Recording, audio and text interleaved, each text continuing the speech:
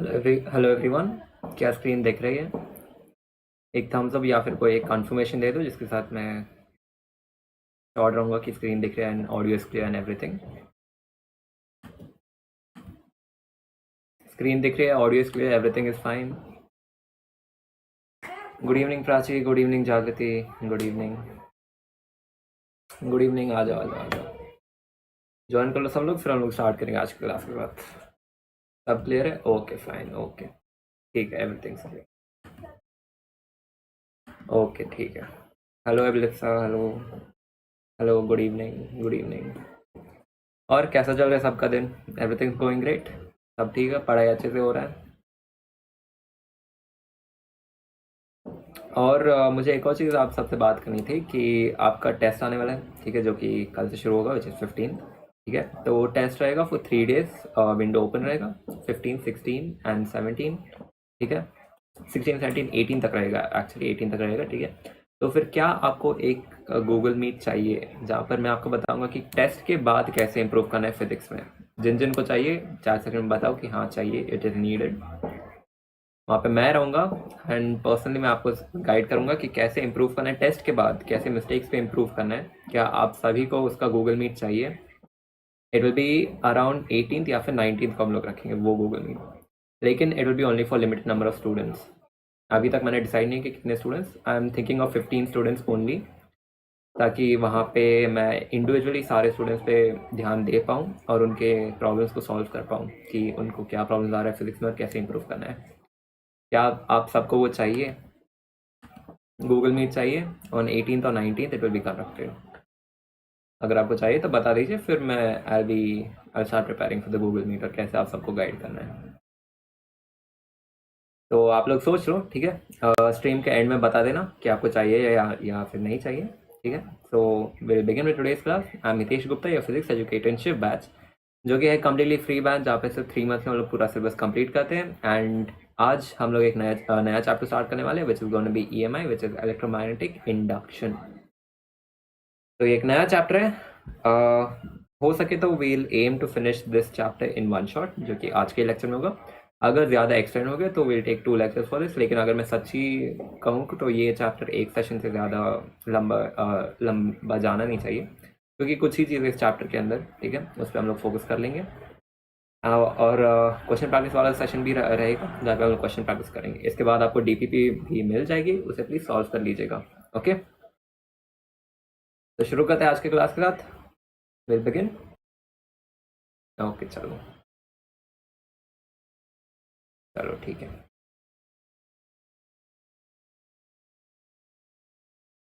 Good evening ELISA, good evening. And में class and मत करना, ठीक है। सबसे पहले मुझे कंफर्मेशन चाहिए कि क्या आप सबको वो गूगल मीट चाहिए या नहीं, उसके बाद ही स्ट्रीम एंड करना, ठीक है। उसके पहले कोई भी स्ट्रीम छोड़ेगा नहीं। ओके ओके, तो शुरू करें क्लास के साथ। बाकी स्टूडेंट्स आई गेस ज्वाइन कर ही लेंगे। हाँ, बाकी स्टूडेंट्स ज्वाइन कर लेंगे। तो चलो शुरू करते हैं with new chapter which is EMI या फिर इलेक्ट्रोमैग्नेटिक इंडक्शन, जो कि आज एक नया चैप्टर है। ठीक है, तो फिर इसके अंदर सबसे पहला टर्म जो हम लोग पढ़ने वाले हैं वो होगा मैग्नेटिक फ्लक्स। अब फर्स्ट चैप्टर में हमने पढ़ा था रिगार्डिंग इलेक्ट्रिक फ्लक्स। वो क्या था? मान लो ये मेरा सरफेस है, ठीक है, और इसका एक पर्टिकुलर एरिया होगा विच इज एग्जैक्टली श्योर, इसके पास तो एक एरिया हो गई। मान लो इसके थ्रू इतने सारे इलेक्ट्रिक फील्ड लाइन्स जा रहे हैं, तो फिर फ्लक्स क्या रहता था? Electric flux, it was the number of electric field lines into area. ठीक है, दैट वाज व्हाट वी से electric flux, electric field into area of this particular surface.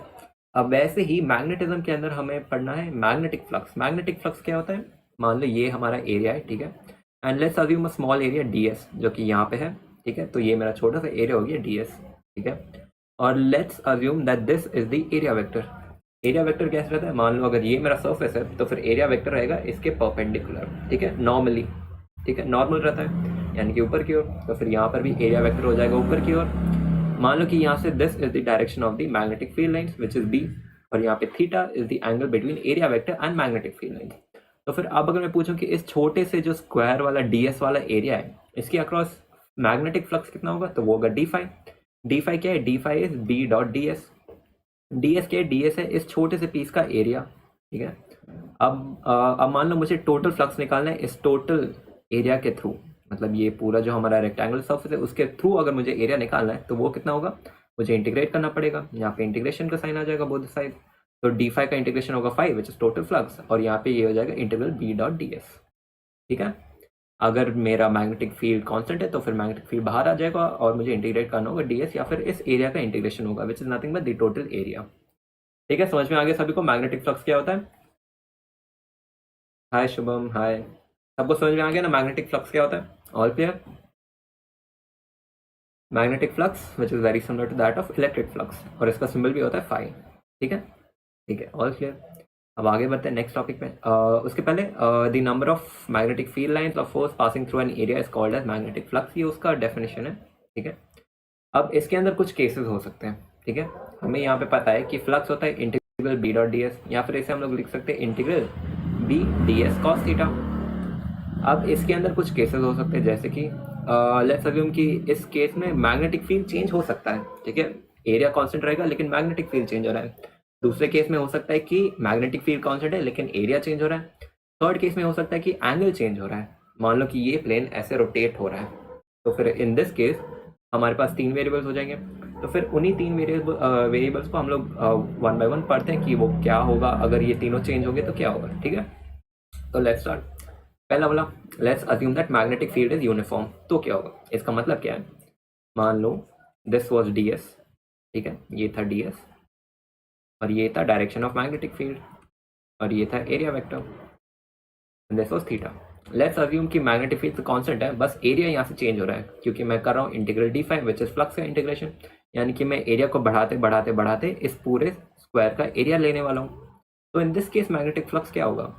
तो integral d5 will be integral b dot ds cos theta. ठीक है, यहाँ पे मैंने कहा है कि b इज यूनिफॉर्म, यानी कि मैग्नेटिक फील्ड इज यूनिफॉर्म, तो मैग्नेटिक फील्ड तो बाहर आ जाएगा इंटीग्रेशन सिंबल से।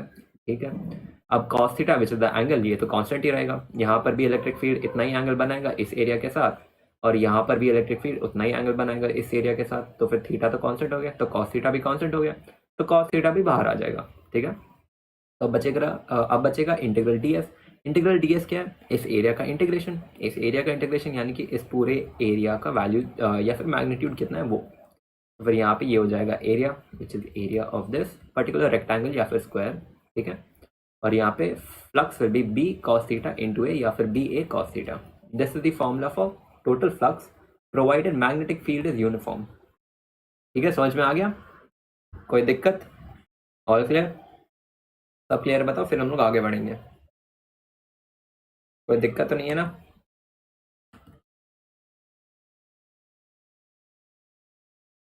चलो ठीक है, ऑल क्लियर है। ठीक है, सबको क्लियर है। ओके चलो ठीक, ठीक है।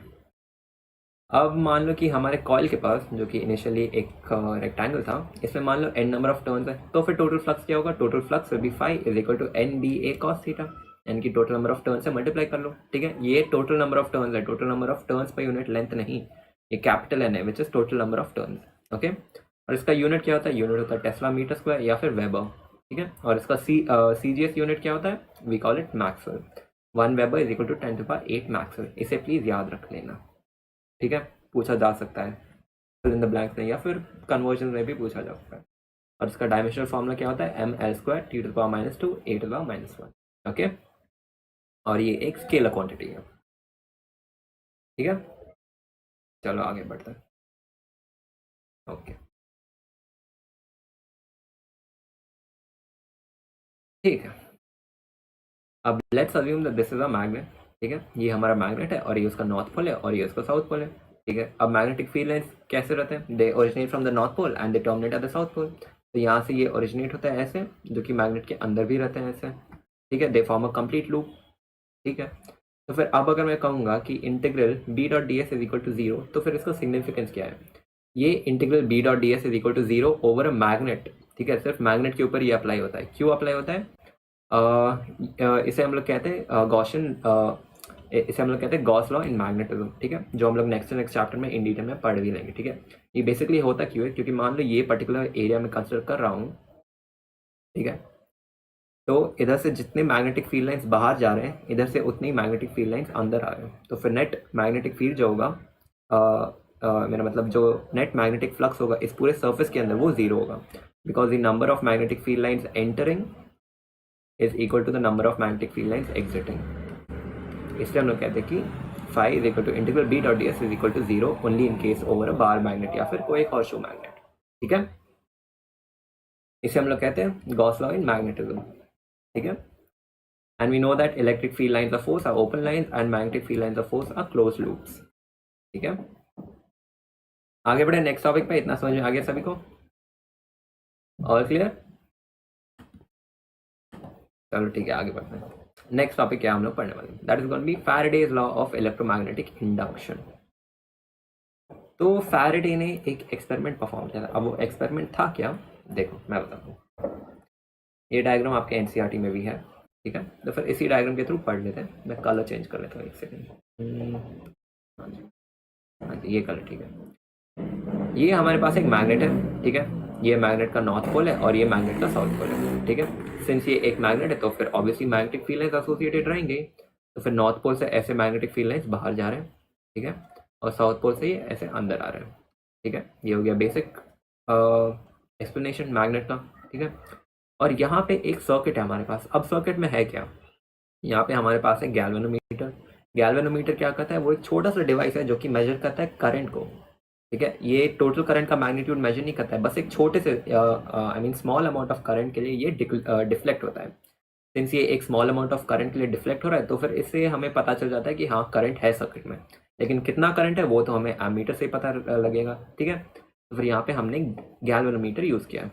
ओके, तो यहाँ से एक सर्किट बन गया जो कि यहाँ पे लूप्स है। ठीक है, यहाँ पे 3 लूप्स 4 लूप्स दिखाए गए हैं। ओके, और यहाँ से ये सर्किट एंड होता है। बस सिंपल सा सर्किट है। ठीक है, यहाँ पे कुछ लूप्स है और ये बस इतना ही है। गैल्वेनोमीटर यहाँ पे है। ठीक है, गैल्वेनोमीटर का सिग्निफिकेंस क्या है, अगर करंट है तो फिर डिफ्लेक्शन दिखाएगा, अगर करंट नहीं है तो फिर डिफ्लेक्शन नहीं दिखाएगा। ठीक है, तो अब एक्सपेरिमेंट में क्या हुआ, इस मैग्नेट को ना इन्होंने इस कॉइल की तरफ लेके गए। ठीक है, यानी कि मान लो मेरे पास कुछ है क्यों नहीं दिखाने के लिए। हाँ, ये काम करेगा। ठीक है, मान लो कि ये वो कॉइल है। ठीक है, जो कि यहाँ पे दिस पोर्शन, ये कॉइल, ये बॉटल का कैप है समझो। ठीक है, और ये है मेरा मैग्नेट। ठीक है, ये यहाँ पे हो गया इसका नॉर्थ पोल और ये हो गया इसका साउथ पोल। ओके, तो इस एक्सपेरिमेंट में किया गया था कि इस मैग्नेट को इस कॉइल के पास लेके आए थे, ऐसे पास दूर पास दूर पास दूर।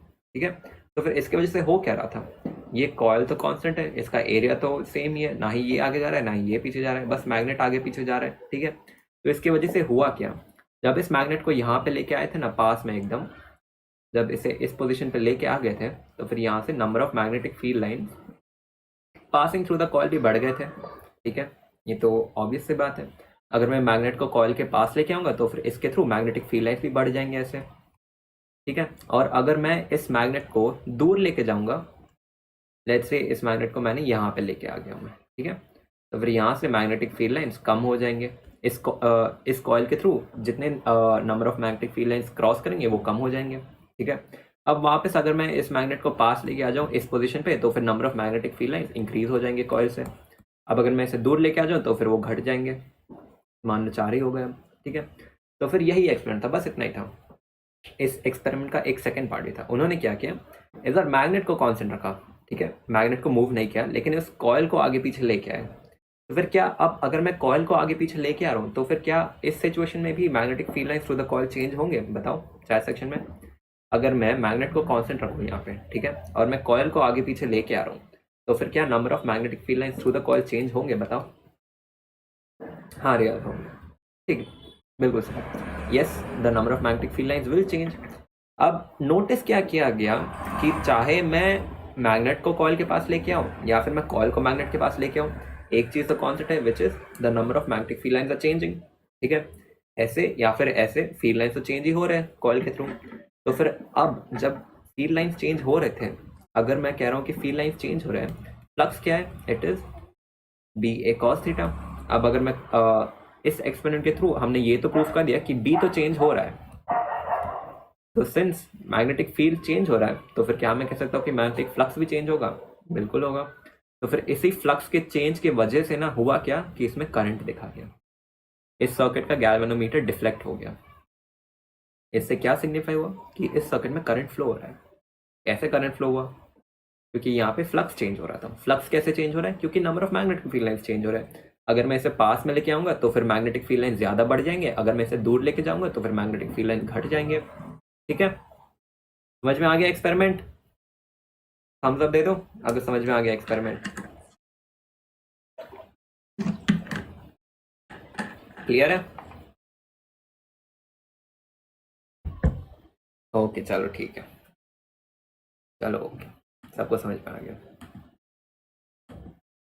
Okay, water bottle is always helpful. हर एक चैप्टर में वाटर बॉटल का बहुत कंट्रीब्यूशन है। चलो ठीक है, तो फिर आप बस थ्योरी देख लेते हैं कि इस एक्सपेरिमेंट का थ्योरी क्या है। When there is relative motion between the magnet and coil, the galvanometer shows some deflection. Relative motion का मतलब क्या है? या तो मैग्नेट मूव कर रहा है या तो कॉयल मूव कर रहा है। ठीक है, तो फिर इसी को हम लोग कहते हैं relative motion। ठीक है, the variation of magnetic flux with respect to time induces an EMF। ठीक है, EMF यानी कि वोल्टेज इंड्यूस होता है, and this corresponding current is known as electromagnetic induction। एक second, this corresponding current is known as electromagnetic current, and this phenomena is known as electromagnetic induction. ठीक है, समझ में आ गया? Theory done. तो अब इसका फॉर्मूला क्या है? देखो, इंड्यूस ईएमएफ का जो फॉर्मूला था, इंड्यूस ईएमएफ क्यों करें हम लोग? क्योंकि ये ईएमएफ हमने इंड्यूस किया। कैसे इंड्यूस किया? मैग्नेटिक फ्लक्स चेंज करके। तो इंड्यूस ईएमएफ का फॉर्मूला होता है एप्सिलॉन, जैसे हम लोग कहते हैं epsilon is equal to negative D phi by D T. यहाँ पे नेगेटिव सिंबल का सिग्निफिकेंस क्या है उसे भी हम लोग कवर करेंगे। ठीक है, आज ही कवर करेंगे। ओके, तो इसका फॉर्मूला होता है negative D phi by D T. D phi by D T क्या है? D phi is the change in magnetic flux, D T is the change in time, यानी कि कितने टाइम में कितना फ्लक्स चेंज हुआ उसी का रेशियो हमें देगा इंड्यूस्ड ईएमएफ का वैल्यू। ओके, और फ्लक्स का फॉर्मूला क्या होता है? NBA cos theta. ठीक है, और क्लियर? समझ में आ गया ना सभी को? तो ये हो गया total formula. Induce EMF is equal to negative D phi के बदले हम लोगों ने सब्सटीट्यूट कर दिया NBA cos theta divided by D T. Clear? आगे बढ़े? चलो ठीक। तो अब इसके अंदर जो केसेस थे जिसे मैंने कहा था कि हम लोग पढ़ेंगे, तो फिर उसे ही पढ़ लेते हैं। तो केस नंबर 1 क्या है? इफ बी चेंजेस का मतलब क्या है? मान लो कि कॉयल और मैग्नेट सेम है, बस मैग्नेटिक फील्ड चेंज हो रहा है। कैसे चेंज हो रहा है? या तो मैं कॉयल को आगे पीछे लेके जा रहा हूँ या फिर मैं मैग्नेट को आगे पीछे लेके जा रहा हूँ। तो फिर अगर मैं कह रहा हूँ कि मैग्नेटिक फील्ड चेंज हो रहा है कॉयल के थ्रू, तो फिर इंड्यूस ईएमएफ क्या होगा? इंड्यूस ईएमएफ का फॉर्मूला क्या था? Negative D N B A cos theta divided by D T. अब मैं कह रहा हूँ कि सिर्फ मैग्नेटिक फील्ड चेंज हो रहा है, बाकी सब कांस्टेंट है, तो फिर मैं बाकी सबको बाहर लेके आ जाऊंगा। तो फिर induce EMF is negative N A cos theta D B by D T, यानी कि कितना मैग्नेटिक फील्ड चेंज हो रहा है कितने टाइम में। ठीक है, या फिर इसे अगर क्वेश्चन में पूछा गया कि what is the average EMF induce, तो फिर वो हो जाएगा B two minus B one divided by T two minus T one. ठीक है, total change in magnetic field divided by total time duration in which it has occurred. Okay, अब case 2 क्या हो सकता है? केस 2 हो सकता है, मान लो कि एरिया चेंज हो रहा है। एरिया अगर चेंज हो रहा है तो फिर in this case induce EMF क्या होगा? Epsilon is equal to negative N B cos theta D A by D T. क्यों? क्योंकि एरिया चेंज हो रहा है तो फिर D A by D T. अगर मान लो उन्होंने पूछा कि एवरेज इंड्यूस ईएमएफ कितना है, तो फिर वो कितना होगा? A two minus A one divide by T two minus T one, total change in area divide by total time duration. ठीक है, मान लो कि the orientation of the coil is changing with respect to time, यानी कि coil पहले ऐसे था, फिर ये ऐसे रोटेट हो गया, फिर ऐसे हो गया, फिर ऐसे हो गया, फिर ऐसे हो गया। तो फिर इन दिस केस क्या हो रहा है? इस केस में थीटा चेंज हो रहा है। सिंस थीटा चेंज हो रहा है तो फिर कॉस थीटा भी चेंज होगा। तो इस केस में induce EMF will be negative N B A D cos theta by D T. ठीक है, अब इसी कॉस थीटा को मैं लिख सकता हूँ theta is equal to omega T. तो ये हो जाएगा negative N B A D cos omega T by D T. अब कॉस ओमेगा टी का डिफरेंशिएशन क्या होता है? Sine omega T into omega. ठीक है, तो नेगेटिव और नेगेटिव मल्टीप्लाई हो जाएंगे तो ये पॉजिटिव दे देगा, क्योंकि हमें पता है कि कॉस ओमेगा टी का differentiation will be negative sine omega T into omega. तो फिर ये हो जाएगा epsilon is equal to negative N B A omega sine omega T. तो फिर इस पूरे टर्म को जो है ना एन बी ए ओमेगा, इसे हमने रिप्लेस करें with epsilon not. Epsilon naught क्या है? This is the peak value of EMF. Peak value क्यों करें? देखो, इस पूरे सेक्शन को मैं इस पूरे टर्म को मैं दो सेक्शन में डिवाइड कर सकता हूँ। एक हो सकता है NBA ओमेगा और दूसरा होगा साइन ओमेगा टी। ठीक है, अब साइन ओमेगा टी का मैक्सिमम वैल्यू क्या हो सकता है? यहाँ पे मान लो अगर मैं कुछ भी सब्स्टिट्यूट कर दूँ तो फिर उसका साइन मुझे लेना होगा, और किसी भी चीज़ का साइन का जो एंगल है उसका मैक्सिमम वैल्यू होता है 1, यानी कि इस पूरे का मैक्सिमम वैल्यू 1 होगा। मान लो मैं अज्यूम कर रहा हूँ कि इसका वैल्यू 1 है, ठीक है, तो फिर in this case epsilon will be NBA omega, ये हो जाएगा पीक EMF। तो इसी पीक EMF को हम लोग कहते हैं एप्सिलॉन नॉट। ठीक है, तो ये हो जाएगा epsilon naught sine omega T. यहाँ पे एप्सिलॉन नॉट क्या है? NBA omega which is peak value of EMF। ठीक है, and epsilon is equal to epsilon naught sine omega T. ये प्रिंसिपल यूज किया जाता है AC जनरेटर में। ठीक है, AC जनरेटर में यूज किया जाता है, जो हम लोग नेक्स्ट चैप्टर में पढ़ेंगे। समझ में आ गया?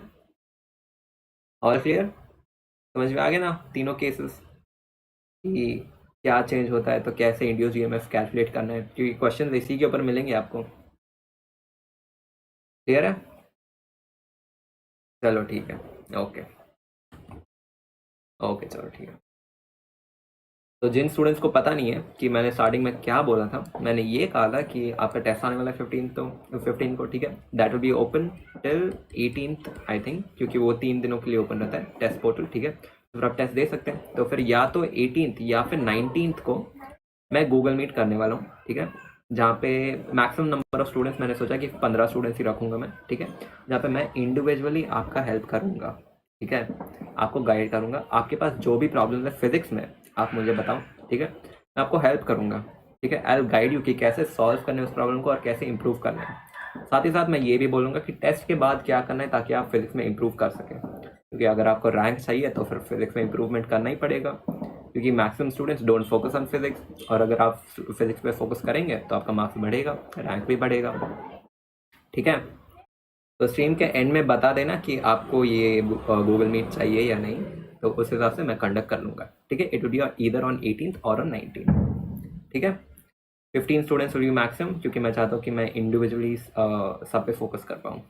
ओके, चलो ठीक, आगे बढ़ते हैं। तो अब देखो, जो कॉइल हमने पढ़ा था एक्सपेरिमेंट में, ठीक है, let's assume that the coil has a resistance of R। ठीक है, फिर इंड्यूस करंट कितना होगा, उसका वैल्यू क्या होगा? देखो, हमें पता है कि करंट क्या है, फ्रॉम ओम्स लॉ हमें पता है V is equal to IR, तो I is equal to V by R. V क्या है in this situation? It is induce EMF, जो कि एप्सिलॉन। ठीक है, एप्सिलॉन यहाँ पे रेसिस्टेंस, कॉइल का resistance which is capital R, तो कैपिटल R यहाँ पे लिख दो। ओके, तो एप्सिलॉन कितना है? नेगेटिव d∅/dt, तो उसे सब्स्टिट्यूट कर दो यहाँ पे, डिवाइडेड बाई R। ठीक है, तो अब अगर मैं पूछूं कि इंड्यूस्ड करंट का मैग्नीट्यूड कितना है, तो वो क्या होगा? This symbol for magnitude of induced current, तो वो हो जाएगा, यहाँ पे नेगेटिव हम लोग कंसिडर नहीं करेंगे, क्योंकि हम लोग सिर्फ मैग्नीट्यूड कंसिडर करने वाले हैं, तो इट विल बी d∅/r/dt। तो ये है इंड्यूस करंट का मैग्नीट्यूड। ठीक है, अब देखो, यहाँ से हमें ये भी पता है कि इंड्यूस करंट कितना होता है। Current is nothing but charge per unit time, यानी कि change in charge divided by change in time. तो फिर क्या मैं कह सकता हूँ कि dq/dt is equal to d∅/r/dt? बिल्कुल कह सकता हूँ, क्योंकि इस इक्वेशन के हिसाब से this is the formula for induce current, और लॉजिकली अगर मैं बोलूँ तो करंट क्या है? It is charge by time which is dq/dt, तो this is equal to this. ठीक है, तो फिर यहाँ से dt कैंसिल हो जाएंगे। ठीक है, कॉमन टर्म्स है, तो फिर यहाँ से dq क्या होगा? dq will be nothing but d∅/r। ठीक है, अब अगर मैं पूछूं कि मुझे टोटल चार्ज कैलकुलेट करना है, इंड्यूस चार्ज कितना है, तो फिर मुझे इंटीग्रेशन करना पड़ेगा dq का इंटीग्रेशन। dq का इंटीग्रेशन इज q। ठीक है, क्योंकि मुझे 0 से q तक कैलकुलेट करना है, और यहाँ से इनिशियल से फाइनल तक मुझे कैलकुलेट करना है। ठीक है, इनिशियल फ्लक्स लेके फाइनल फ्लक्स तक। रेसिस्टेंस तो कांस्टेंट ही रहेगा ना, कॉइल का रेसिस्टेंस ना तो चेंज होगा, ना ही वो चेंज होगा, ना ही चेंज होगा, क्योंकि रेसिस्टेंस का कांस्टेंट वैल्यू रहेगा। मान लो 2 ओम्स है, तो फिर वो स्टार्टिंग में भी 2 ओम्स है, एंड में भी 2 ओम्स हुई है। ठीक है, तो फिर यहाँ से 1/r तो बाहर आ जाएगा, इंटीग्रल d∅, क्या होगा? 5 final minus 5 initial which is final flux minus initial flux. फिर मैं कह सकता हूँ कि induce charge is equal to 1/r into final flux minus initial flux. इसका मतलब क्या है? Induce charge is equal to change in flux by resistance. बस ये फॉर्मूला आपको याद रखना है। ठीक है, कि इंड्यूस चार्ज जो है सर्किट में वो होगा change in flux divided by resistance of the coil होगा। ठीक है, ऑल क्लियर? समझ में आ गया? चलो ठीक है, ठीक है, चलो ठीक। ठीक है चलो, अब हम लोग क्या पढ़ेंगे। अब जो मैंने कहा था कि फॉर्मूला में epsilon is equal to negative D phi by D T, ये नेगेटिव सिंबल का हम लोग सिग्निफिकेंस पढ़ने वाले कि क्यों नेगेटिव आता है यहाँ पे। ठीक है, तो चलो पढ़ते हैं कि नेगेटिव क्यों आता है। ठीक है, अब मान लो यहाँ पे मेरे पास दो सिचुएशन है। ठीक है, this is situation 1 and this is second situation. ठीक है, यहाँ पे नॉर्थ पोल इस साइड है और नॉर्थ पोल इस साइड है। ओके, अब फर्स्ट सिचुएशन में हो क्या रहा है, ये मान लो मेरा सर्किट है। ठीक है, यहाँ पे लेट्स से मैं ये लिखा नहीं हूँ। अच्छा चलो कोई बात नहीं, मैं ऐसे एक्सप्लेन कर देता हूँ। मान लो इस मैग्नेट को मैं लेके जा रहा हूँ कॉइल की तरफ। ठीक है, तो फिर यहाँ से क्या होगा, क्या मैग्नेटिक फील्ड लाइंस इस कॉइल के थ्रू इंक्रीज होंगे या डिक्रीज होंगे बताओ। अगर मैं मैग्नेट को राइट हैंड साइड लेके जाऊंगा इस डायरेक्शन में, तो फिर क्या इस कॉइल के through magnetic field lines increase होंगे या फिर डिक्रीज होंगे बताओ चार सेक्शन में। आपको क्या लगता है, इंक्रीज होगा या डिक्रीज होगा? इंक्रीज हाँ बिल्कुल, साइड वाले इंक्रीज। ठीक है, इतना तो समझ में आ ही गया कि इस कॉइल के through magnetic field lines increase होंगे। अब ये जो नेगेटिव सिंबल का सिग्निफिकेंस है ना, वो हमें पता चलेगा थ्रू लेंज लॉ। अब लेंज लॉ क्या कहता है कि the direction of the induced current is such that it opposes the change in flux. Statement क्या है, the direction of the induced current is such that it opposes the change in magnetic flux. ठीक है, तो ये statement है। एक और बार कह देता हूँ, the direction of the induced current is such that it opposes the change in magnetic flux. तो इसे अप्लाई करते हैं, हम लेंस लॉ को अप्लाई करते हैं। तो लेंस लॉ के हिसाब से the direction of the induced current is opposite and it opposes the change in flux. ठीक है, तो फिर इस सिचुएशन में मैग्नेटिक फ्लक्स बढ़ रहा है। ठीक है, फ्लक्स क्यों बढ़ रहा है, क्योंकि मैग्नेटिक फील्ड लाइंस बढ़ रहे हैं, तो इसकी वजह से फ्लक्स भी बढ़ रहा है। ठीक है, ओके, तो फिर यहाँ पे क्या होगा, the direction of the induced current such that magnetic flux will B opposed. रुको, मैं वापस बॉटल का हेल्प लेना पड़ेगा इस एग्जाम्पल में। ठीक है, तो मान लो ये मेरा कॉइल है, ये मेरा मैग्नेट है। ठीक है, मैं मैग्नेट को कॉइल की तरफ लेके आ रहा हूँ। ठीक है, तो जाहिर सी बात है कि इसके through magnetic field lines increase होंगे, इसका मतलब फ्लक्स भी इंक्रीज होगा। ठीक है, अब मुझे इंड्यूस करंट का डायरेक्शन ऐसा चाहिए कॉइल में कि जो इंड्यूस करंट की वजह से जो मैग्नेटिक फील्ड होगा ना, वो इस मैग्नेट के मैग्नेटिक फील्ड को अपोज करेगा। इस मैग्नेट का मैग्नेटिक फील्ड का डायरेक्शन है इस डायरेक्शन में। Agree, this is the direction of magnetic field due to the magnet.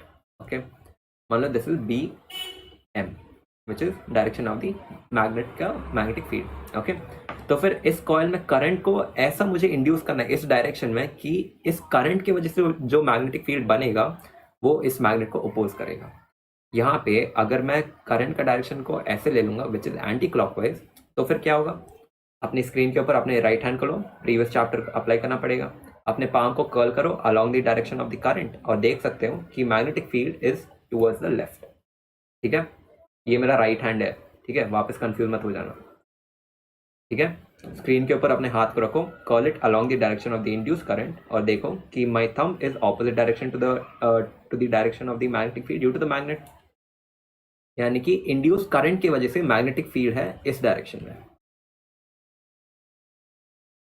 ठीक है, तो फिर मैं कह सकता हूं कि induce current is in anti clockwise direction. समझ में आया?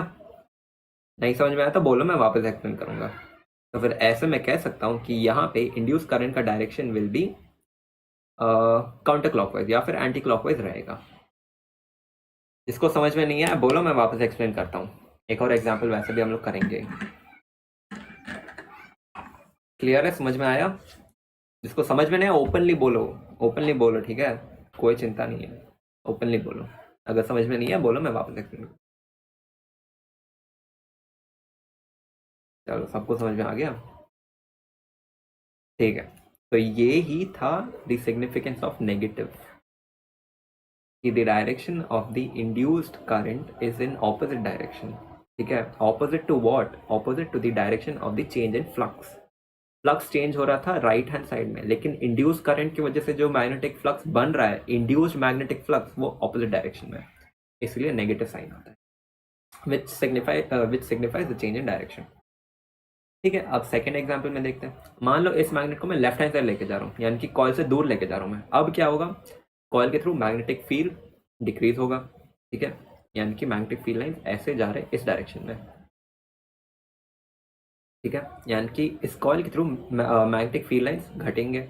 मैग्नेटिक फील्ड लाइंस घटेंगे, इसका मतलब मैग्नेटिक फ्लक्स भी घटेगा। तो फिर अब इंड्यूस्ड करंट का डायरेक्शन ऐसा होना चाहिए कि इंड्यूस करंट की वजह से जो भी मैग्नेटिक फील्ड बनेगा वो इसे सपोर्ट करे। क्यों वो सपोर्ट करेगा? क्योंकि अब ये घट रहा है, तो फिर इंड्यूस करंट का काम ये है कि सिंस ये घट रहा है इसे बढ़ाओ। प्रीवियस सिचुएशन में क्या था, यहाँ पे मैग्नेटिक फील्ड लाइंस बढ़ रहे थे, तो फिर इंड्यूस करंट का काम ये था कि जो बढ़ रहा है उसे घटाओ। लेकिन यहाँ पे ऑटोमेटिकली स्टार्ट में ही घट रहे हैं, ठीक है, मैग्नेटिक फील्ड लाइंस घट रहे हैं, तो फिर इंड्यूस करंट का काम क्या होगा, मैग्नेटिक फील्ड लाइंस को बढ़ाओ, यानी कि सपोर्ट करो।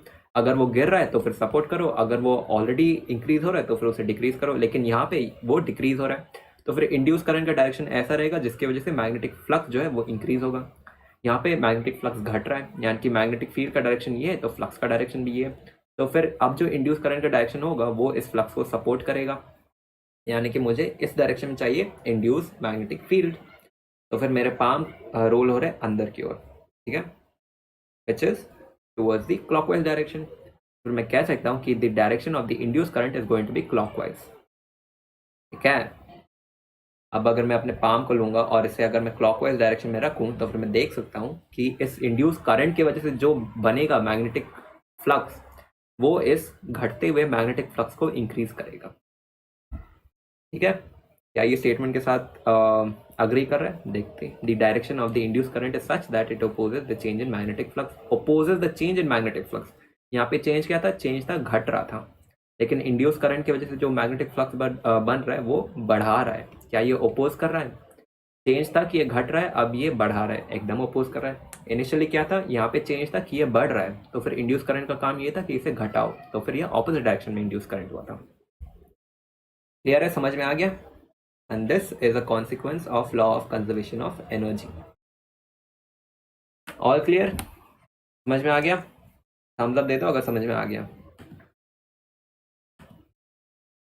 क्लियर है? समझ में आ गया?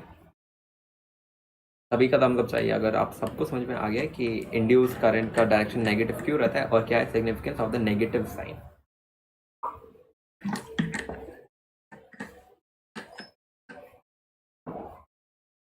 ओके चलो, ठीक है, ठीक है, सबको समझ में आ गया।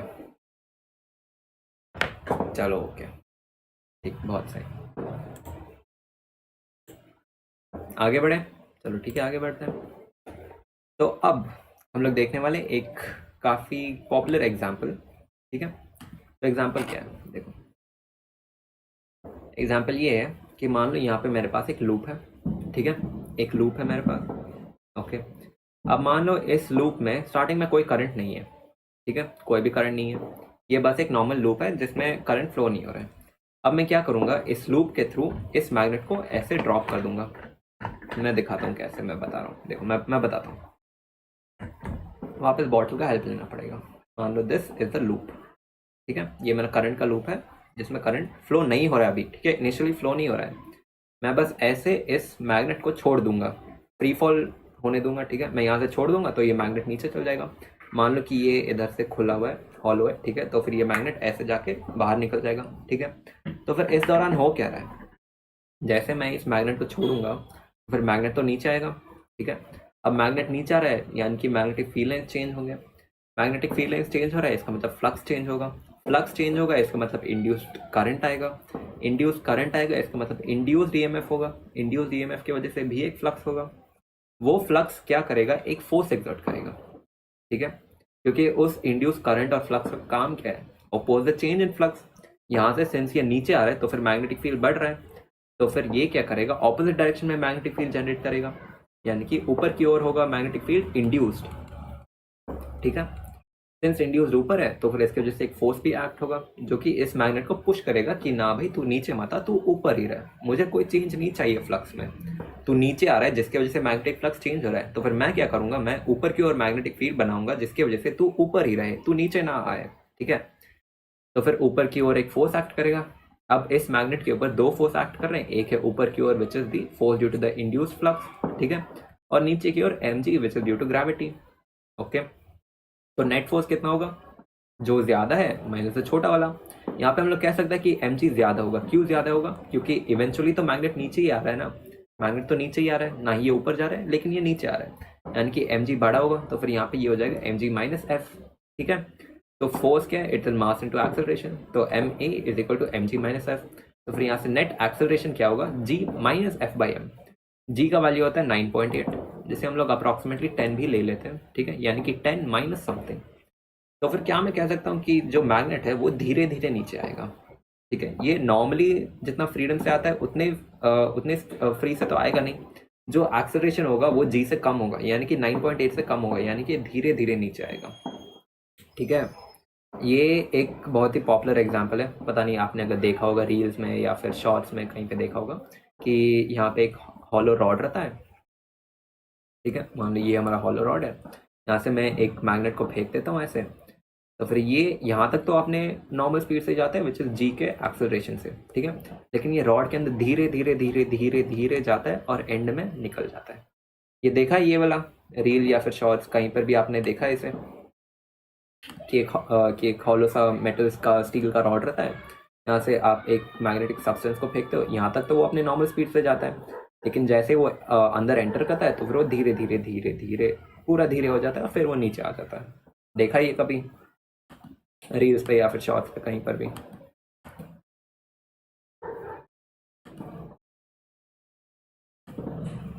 स्क्रीन तो दिख रही है ना, ऐसे नहीं कि हैंग तो नहीं हो गया ना?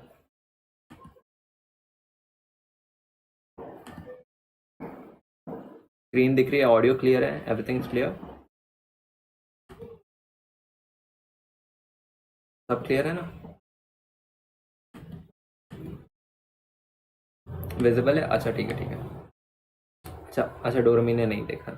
एक एक्सपेरिमेंट होता है जिसमें बस एक हॉलो रॉड रहता है, यहाँ से हम लोग एक मैग्नेट को फेंक देते तो फिर वो यहाँ तक अपने नॉर्मल स्पीड में जाते हैं, रॉड के अंदर वो धीरे धीरे जाते हैं। क्यों धीरे धीरे जाते हैं? क्योंकि उसका एक्सेलरेशन जो है वो जी से कम होता है, यानी कि acceleration is less than that of free fall. बस यही था, इतना समझ में आ गया कि नेट एक्सेलरेशन जो होगा वो जी से कम होगा। समझ में आ गया? आगे बढ़े।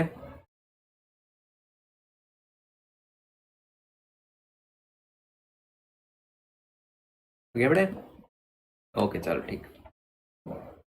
मान लो कि अब मैंने क्या किया ना, इस वायर को मैंने बीच से काट दिया ऐसे, ठीक है। तो फिर अब ये एक ओपन सर्किट हो गया। अब अगर मैं इसे छोड़ दूंगा तो फिर यहाँ से ऑब्वियस ही बात है कि मैग्नेटिक फील्ड लाइन से चेंज हो रहा है, लेकिन क्या मैग्नेटिक फ्लक्स बनेगा?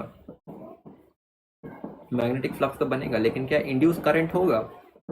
इंड्यूस करंट नहीं होगा। क्यों नहीं होगा इंड्यूस करंट? क्योंकि यहाँ पे सर्किट ही कंप्लीट नहीं है, यहाँ पे बीच से खाली है, यानी कि ये सर्किट टूट चुका है। तो फिर इसकी वजह से इंड्यूस करंट का डायरेक्शन ही नहीं होगा।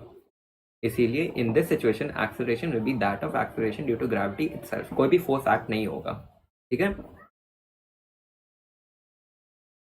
आगे बढ़े। फिर आप देखो, अब एक क्वेश्चन है जिसका आंसर तो ऑलरेडी लिखा हुआ है यहाँ पे, लेकिन मैं समझा देता हूँ कैसे होता है। मान लो यहाँ पे हमारे पास दो कॉइल्स है, ठीक है। ये है पहला वायर और ये है दूसरा कॉइल, ठीक है। मान लो इस वायर में करंट आई फ्लो हो रहा है which is the initial current, ठीक है, और ये करंट इंक्रीज हो रहा है, ठीक है। टाइम के साथ ये करंट इंक्रीज हो रहा है, so this is an increasing current. तो फिर यहाँ पे ये जो कॉइल है, इनिशियली मान लो कि इसमें कोई भी करंट फ्लो ही नहीं हो रहा है, ठीक है। इनिशियली तो करंट फ्लो नहीं हो रहा है। तो फिर यहाँ पे अगर मैं पूछूंगा कि इंड्यूस करंट का डायरेक्शन क्या होगा, तो वो क्या होगा? देखो मेरे साथ सॉल्व करना, ठीक है। अपने राइट हैंड को लो, ठीक है, place the thumb along the direction of the current, ठीक है। तो फिर यहाँ पे मैं देख सकता हूँ कि जो मैग्नेटिक फील्ड है वो बाहर की ओर है, ठीक है, यानी कि कॉइल से वो बाहर निकल रहा है, outside the plane of paper, यानी कि direction of the magnetic field is outside, ठीक है। तो फिर अब जो भी इंड्यूस करंट होगा इस कॉइल में, उसका काम बस एक ही है कि जो मैग्नेटिक फील्ड बाहर की ओर है उसे अंदर की ओर करो। यानी कि इंड्यूस करंट का काम ये होगा कि करंट ऐसे मुझे इंड्यूस करना है कि जो मैग्नेटिक फील्ड बनेगा इंड्यूस करंट की वजह से वो इसे अपोज करेगा। सिंस इनिशियली इस वायर की वजह से मैग्नेटिक फील्ड तो बाहर की ओर है विच इज बी आई, आई यानी कि इनिशियल, ठीक है, ना कि इंड्यूस। मैं चेंज कर देता हूँ, इसमें बी एम कर देता हूँ which is due to this wire, ठीक है। तो फिर इंड्यूस करंट का डायरेक्शन ऐसा रहना चाहिए कि मैग्नेटिक फील्ड जब बनेगा इंड्यूस करंट की वजह से वो अंदर की ओर होगा। तो फिर यहाँ पे मैग्नेटिक फील्ड मुझे चाहिए अंदर की ओर which is B I which is magnetic field due to the induce current, वो होगा अंदर की ओर। तो फिर मैं देख सकता हूँ कि my hand is calling towards the right, यानी कि इंड्यूस करंट का डायरेक्शन होगा ये। This is the direction of the induced current, so the induced current is in clockwise direction. Induce current का डायरेक्शन इज क्लॉकवाइज। क्लियर है, समझ में आ गया? और क्लियर? थम्स अप देता अगर समझ में आ गया ये वाला क्वेश्चन कि इंड्यूस करंट का डायरेक्शन कैसे निकालना है। क्लॉकवाइज डायरेक्शन, एकदम सही, बिल्कुल सही। चलो ठीक है, क्लियर है, ओके फाइन। चलो ठीक, आगे बढ़े, एक क्वेश्चन अब सॉल्व करते हैं, ठीक है? तो फिर क्वेश्चन में कहा क्या जा रहा है उसे पढ़ लेते पहले। तो क्वेश्चन में ये कहा जा रहा है कि calculate the magnetic flux passing through this loop, ठीक है? यानी कि हमारे पास एक लूप है, डायग्राम में देख लेते हैं। ये है हमारा लूप, ठीक है, और ये है हमारा वायर जिसमें करंट इंक्रीज हो रहा है, and this is the direction of the current जो कि ऊपर की ओर, ओके? अब क्वेश्चन में पूछा ये जा रहा है कि calculate the direction of the, direction में पूछा गया नहीं, calculate the magnetic flux passing through this loop. इस लूप के थ्रू कितना फ्लक्स पास हो रहा है, जो कि ये वाला लूप, इस लूप के थ्रू कितना फ्लक्स पास हो रहा है, इसे कैलकुलेट करो। क्वेश्चन में पूछा ये जा रहा है, तो फिर हम कैसे कैलकुलेट करेंगे? देखो, हमें कैलकुलेट करना है फ्लक्स। फ्लक्स का फॉर्मूला क्या होता है? बी ए कॉस थीटा, ठीक है, okay, B A cos theta. यहाँ पे एरिया होगा इस स्क्वायर कॉइल का एरिया। मैग्नेटिक फील्ड क्या होगा? It will be magnetic field due to this current. इस करंट की वजह से यहाँ पे डिफरेंट वैल्यू होगा, यहाँ पे डिफरेंट होगा, यहाँ पे डिफरेंट होगा, यहाँ पे डिफरेंट होगा, यहाँ पे डिफरेंट होगा। कैसे कैलकुलेट करेंगे? With the help of ampere circuit law, ठीक है? तो फिर यहाँ पे हम लोग एक एम्पियर लूप बना लेंगे और हम लोग कह देंगे कि B is equal to net current induce, जो कि होगा I divided by 2 pi R। Let's assume कि ये वाला डिस्टेंस R है, ठीक है? तो फिर यहाँ पे मुझे मिल जाएगा मैग्नेटिक फील्ड B1, यहाँ पे B2, B3, B4, B5 वैसे मिल जाएगा मुझे, ठीक है? तो फिर इस कॉइल का एरिया तो मैं कैलकुलेट कर ही सकता हूँ, ठीक है? लेकिन एक प्रॉब्लम है। क्या प्रॉब्लम है? यहाँ पे जो मैग्नेटिक फील्ड मुझे मिल रहा है B1, वो B3 से डिफरेंट है, B4 से डिफरेंट है। मतलब यहाँ पे कम है, आई मीन यहाँ पे मैग्नेटिक फील्ड ज़्यादा है और यहाँ पे कम है, तो ये घटते जा रहा है, यानी कि मैग्नेटिक फील्ड कांस्टेंट नहीं है। तो फिर हमें डिफरेंशिएशन इंटीग्रेशन करना पड़ेगा, ठीक है? तो फिर हम लोग क्या करेंगे, एक छोटे से स्ट्रिप को ले लेते हैं dx, ठीक है? इस छोटे से स्ट्रिप के थ्रू हम लोग कैलकुलेट कर लेंगे कि मैग्नेटिक फ्लक्स कितना है, ठीक है? क्योंकि यहाँ पे हम लोग कैलकुलेट कर सकते हैं कि मैग्नेटिक फील्ड कितना है, और इसका एरिया भी हम लोग कैलकुलेट कर ही लेंगे। तो इसके थ्रू हम लोग d5 कैलकुलेट कर लेंगे, विच इज द स्मॉल फ्लक्स, ठीक है? d5 हम लोग ने कैलकुलेट कर लिया। अब हम लोग क्या करेंगे, इसे हम लोग इंटीग्रेट कर लेंगे। कहाँ से कहाँ तक इंटीग्रेट करना है? यहाँ से लेके यहाँ तक, ठीक है? कॉइल के स्टार्ट से लेके कॉइल के एंड तक, जो कि यहाँ पे a is the distance, this distance, and l is the distance from here. यानी कि हमें इंटीग्रेट करना होगा a से लेके, जो कि यहाँ से, टिल l, जो कि यहाँ तक है, स्टार्टिंग ऑफ द कॉइल से लेके एंड ऑफ द कॉइल तक। समझ में आ गया सभी को कि क्वेश्चन कैसे सॉल्व करना है? क्लियर है? ओके ठीक है, तो फिर अब सॉल्व करें। चलो सॉल्व कर लेते क्वेश्चन। तो फिर अब सॉल्व कैसे करना है? सबसे पहले हम लोग इस छोटे से स्ट्रिप के थ्रू कैलकुलेट करेंगे मैग्नेटिक फ्लक्स कितना है। तो फिर सबसे पहले d5 कैलकुलेट कर लेते हैं। d5 क्या है? b a cos थीटा, लेकिन यहाँ पे d होगा, क्यों? क्योंकि छोटा सा स्ट्रिप है, तो फिर छोटे से स्ट्रिप का एरिया लेंगे हम लोग। छोटे से स्ट्रिप का एरिया क्या होगा? फिर भी dx, dx इज द छोटा सा डिस्टेंस, ये वाला डिस्टेंस dx है, ठीक है, और ये वाला डिस्टेंस l है, तो फिर ये हो जाएगा dx into l, area of rectangle, ठीक है? लेकिन उसके पहले थीटा का डायरेक्शन क्या होगा? टेक योर राइट हैंड, ठीक है, अपने थंब को along the direction of the current in the wire, ठीक है, जो कि ऊपर की ओर है, ओके? अब अपने राइट हैंड को कर्ल करो, ठीक है? अगर मैं कर्ल करूंगा तो फिर मैं देख सकता हूँ कि मेरा जो मैग्नेटिक फील्ड बन रहा है that is into the plane of paper, ठीक है? यानी कि this is the direction of the magnetic field which is into the plane of paper. लेकिन यहाँ से एरिया वेक्टर का डायरेक्शन क्या है? अगर मैं अपने स्क्रीन के ऊपर अपने पेन को ऐसे रख दूंगा तो मुझे पता चल जाएगा कि एरिया वेक्टर है बाहर की ओर, यानी कि एरिया वेक्टर इज आउटसाइड, यानी कि थीटा है 180 डिग्री। समझ में आया? This is the direction of the current, sorry, this is the direction of the magnetic field, और ये है एरिया वेक्टर का डायरेक्शन। दोनों के बीच में एंगल इज 180 डिग्री, क्लियर? तो फिर थीटा हो गया 180 डिग्री, तो फिर यहाँ से d5 कितना होगा? b da cos theta. Theta कितना है? 180, तो cos 180 which is nothing but -1, okay? यानी कि d5 इज equal to -b da D A का वैल्यू क्या है, L into D X. B का वैल्यू क्या है, mu naught I divided by 2 pi X. 2 pi X क्यों है यहाँ पे, क्योंकि हम लोग इस स्ट्रिप का डिस्टेंस अज्यूम कर रहे हैं, X is the distance of this strip from the wire. ठीक है, तो ये हो जाएगा D phi equal to mu naught I divide by 2 pi X into L D X. Okay, अब हमें इंटीग्रेट करना है कहाँ से कहाँ तक, हमें ए से लेके ए प्लस एल तक इंटीग्रेट करना है, क्योंकि ये वाला डिस्टेंस तो ए है, ठीक है, और यहाँ तक हमें इंटीग्रेट करना है। ये हो गया इनिशियल पॉइंट और ये हो गया फाइनल पॉइंट जहाँ तक इंटीग्रेशन करना है। तो फिर ये होगा from a to a plus l. ठीक है, तो mu naught I L divide by 2 pi तक कॉन्स्टेंट है, तो ये बाहर आ जाएगा। 1/x इंटू डी एक्स का इंटीग्रेशन करना है, तो ये हो जाएगा d x by x integral a से लेके ए प्लस एल। अब 1/x का इंटीग्रेशन होता है log x, तो ये जगह 5 equal to negative mu naught I L divide by 2 pi integral log x A से लेके ए प्लस एल तक। ठीक है, तो यहाँ से अपर लिमिट सब्स्टिट्यूट करो, लोअर लिमिट सब्स्टिट्यूट करो, और ये फाइनल आंसर आपको मिल जाएगा 5 is equal to negative mu naught I L divide by 2 pi into log a plus l divided by a. तो ये है final answer. This is the total flux through the coil. समझ में आ गया सभी को? सभी का थम्स अप चाहिए। All clear? समझ में आ गया? क्लियर है? ओके, ठीक है, ठीक है रियाज, ओके हर्ष डोरमी, ठीक है। अब आगे बढ़ते हैं टुवर्ड्स द नेक्स्ट टॉपिक। अब नेक्स्ट टॉपिक हम लोग क्या पढ़ने वाले हैं, that is going to be motional EMF. अब मोशनल ईएमएफ क्या है? देखो, अब तक जो हमने ईएमएफ कैलकुलेट किया था वो था एक तरीके से स्टैटिक ईएमएफ था, ठीक है, यानी कि जो भी ईएमएफ बन रहा था कॉइल में, वो कॉइल स्टेशनरी था, उसके अंदर ईएमएफ बन रहा था। लेकिन अब हम लोग पढ़ने वाले हैं मोशनल ईएमएफ। अब इसे कैसे पढ़ना है मैं बता दूँ। देखो, सबसे पहले इस डायग्राम को समझ लेते कि डायग्राम में है क्या। यहाँ पे this is the direction of the magnetic field. Magnetic field किस डायरेक्शन है आप देख सकते हो कि प्लेन ऑफ पेपर के अंदर है, यानी कि स्क्रीन के अंदर की ओर है मैग्नेटिक फील्ड। ओके, मान लो कि यहाँ पे मैंने एक मटेरियल को ले लिया, ठीक है, एक कंडक्टर को ले लिया, समझ लो, ठीक है, नॉट पर्टिकुलरली अ मैग्नेट, लेकिन एक कंडक्टर को ले लिया, ठीक है। अब एक कंडक्टर के अंदर ऑब्वियस ही है कि इलेक्ट्रॉन्स रहेंगे और प्रोटॉन्स रहेंगे, ठीक है, ओके। अब अगर मैं पूछूं कि इलेक्ट्रॉन्स के ऊपर किस डायरेक्शन में फोर्स लगेगा, तो फिर वो कैसे कैलकुलेट करेंगे। अपने राइट हैंड को लो, मैग्नेटिज्म वाले चैप्टर में मैंने बोला था फोर्स ऑन अ चार्ज कैसे कैलकुलेट करना है। अपने 4 फिंगर्स को लो, pointed along the direction of the magnetic field which is into the plane of paper, ठीक है, और अपने थंब को keep it along the direction of the velocity of the conductor.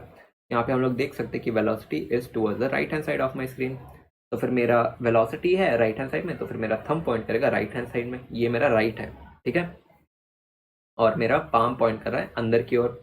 तो फिर ऊपर की ओर जो मेरा फेस है, this will give me the direction of force. तो फोर्स दिखा रहा है ऊपर की ओर, लेकिन ये एक इलेक्ट्रॉन है, तो फिर यहाँ पे चार्ज इज नेगेटिव, तो फिर इसकी वजह से फोर्स का डायरेक्शन ऑपोजिट हो जाएगा, फोर्स होगा नीचे की ओर, यानी कि सारे इलेक्ट्रॉन्स नीचे की ओर चले जाएंगे और सारे प्रोटॉन जो है विच इज पॉजिटिव चार्ज वो ऊपर की ओर चले जाएंगे, ठीक है। तो फिर यहाँ पे पॉजिटिव चार्ज अक्यूमुलेट हो जाएगा और नीचे नेगेटिव चार्ज अक्यूमुलेट हो जाएगा, ठीक है। इतना क्लियर है? समझ में आ गया कि ऊपर की ओर अक्यूमुलेट हो जाएंगे पॉजिटिव चार्ज और नीचे की ओर अक्यूमुलेट हो जाएंगे नेगेटिव चार्ज। ओके, यहाँ पे पॉजिटिव चार्ज हो रहा है, यहाँ पे नेगेटिव हो रहा है, इसकी वजह से एक ईएमएफ इंड्यूस होगा। कि आप देख सकते हैं कि यहाँ पे पॉजिटिव चार्ज है और नीचे नेगेटिव चार्ज है, तो फिर ये एक सेल बन जा रहा है। समझ में आया कि यहाँ पे एक सेल ही बन जा रहा है हमारे पास, ठीक है। तो फिर मैं इस पूरे कंडक्टर के बदले एक सेल ही ड्रॉ कर सकता हूँ यहाँ पे, और उस सेल का ईएमएफ क्या होगा, it will be the motional EMF, या फिर इस कंडक्टर का ईएमएफ होगा। तो फिर अब क्वेश्चन ये आएगा कि इस सेल का पॉजिटिव साइड कहाँ पे, उसे कैलकुलेट करो। सेम लॉजिक अप्लाई करेंगे, point your 4 fingers into the plane of paper, right thumb को पॉइंट करो along the direction of velocity, और आपका पाम पॉइंट कर रहा है ऊपर की ओर, यानी कि ऊपर की ओर मेरा पॉजिटिव चार्ज रहेगा, यानी कि पॉजिटिव टर्मिनल ऊपर की ओर रहेगा। तो फिर इसे मैं एक रिप्लेस कर दूंगा एक सेल के साथ जिसका फेस ऊपर की ओर पॉजिटिव रहेगा और नीचे की ओर नेगेटिव। समझ में आया? All clear? समझ में आ गया कि एक कंडक्टर अगर मूव कर रहा है in the presence of magnetic field, तो फिर वो उसे हम लोग रिप्लेस कर सकते हैं एक सेल के साथ, ठीक है, और सेल का पॉजिटिव प्लेट होगा towards the direction of force on a positive charge, और नेगेटिव प्लेट होगा उसके ऑपोजिट साइड। ओके,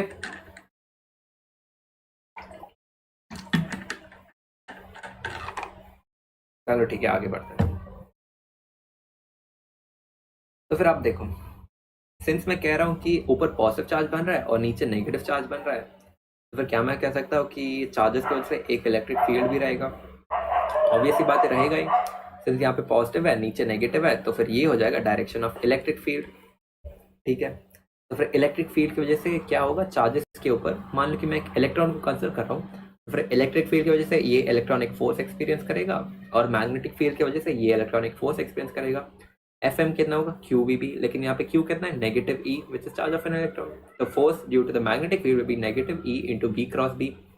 ठीक है, अब इलेक्ट्रिक फील्ड की वजह से फोर्स कितना होगा, it will be negative e into electric field. Okay, तो फिर यहाँ पे अगर मैं मान लो मेरा इलेक्ट्रॉन है, और लेट्स अज्यूम इक्विलिब्रियम पोजीशन पे, इक्विलिब्रियम पोजीशन में क्या हो रहा है, सारे फोर्सेस इक्वल है और ऑपोजिट है, यानी कि ऊपर की ओर आ जाएगा आपका इलेक्ट्रिक फोर्स और नीचे की ओर आ जाएगा आपका मैग्नेटिक फोर्स, यानी कि F is equal to F M, यानी कि negative e v B is equal to negative e into electric field. E और ई कैंसिल आउट हो जाएंगे यहाँ पे, और ये बन जाएगा V cross B, V cross B is equal to electric field, यानी कि electric field is equal to V cross B which is nothing but the cross product. ठीक है, और हमें पता है कि इलेक्ट्रिक फील्ड का जो मैग्नीट्यूड है it is potential difference divided by length. हमें पता है ना कि E is equal to negative D V by D R, लेकिन यहाँ पे हम लोग सिर्फ मैग्नीट्यूड कंसिडर कर रहे हैं, तो फिर यहाँ पे नेगेटिव साइन हम लोग इंक्लूड नहीं करेंगे, तो ये हो जाएगा potential difference divided by length. Okay, तो यहाँ से हमें पता है कि potential difference is equal to electric field into length, तो फिर यहाँ से epsilon is equal to V cross B into L effective.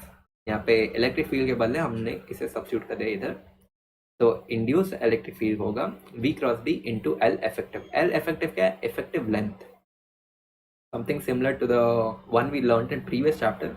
Length vector ही आप समझ सकते हो, मान लो अगर ये डिस्टेंस है, अगर मैं पूछूं कि इफेक्टिव लेंथ क्या होगा, it will B this distance. ठीक है, तो ये हो जाएगा एल इफेक्टिव, मान लो ये पूरा is the length, total length. Okay, समझ में आ गया? मोशनल ईएमएफ का formula is V cross B into L effective. लेकिन मोशनल ईएमएफ का एक और टॉपिक है, वो ये पॉइंट आपको याद रखना है कि मोशनल ईएमएफ तभी एग्जिस्ट करेगा जब तीनों पैरामीटर्स एक दूसरे के परपेंडिकुलर होंगे। इसका मतलब क्या है, यहाँ पे तीन टर्म्स है, velocity, magnetic field and length. जब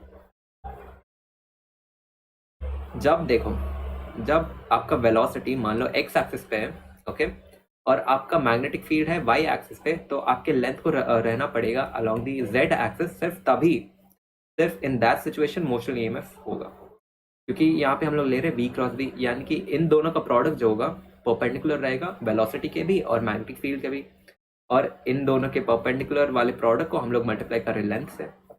ठीक है, तो फिर यहाँ पे इसीलिए मैं कह रहा हूँ कि सिर्फ जब तीनों पैरामीटर्स एक दूसरे के परपेंडिकुलर होंगे, सिर्फ तभी इमोशनल ईएमएफ एग्जिस्ट करेगा।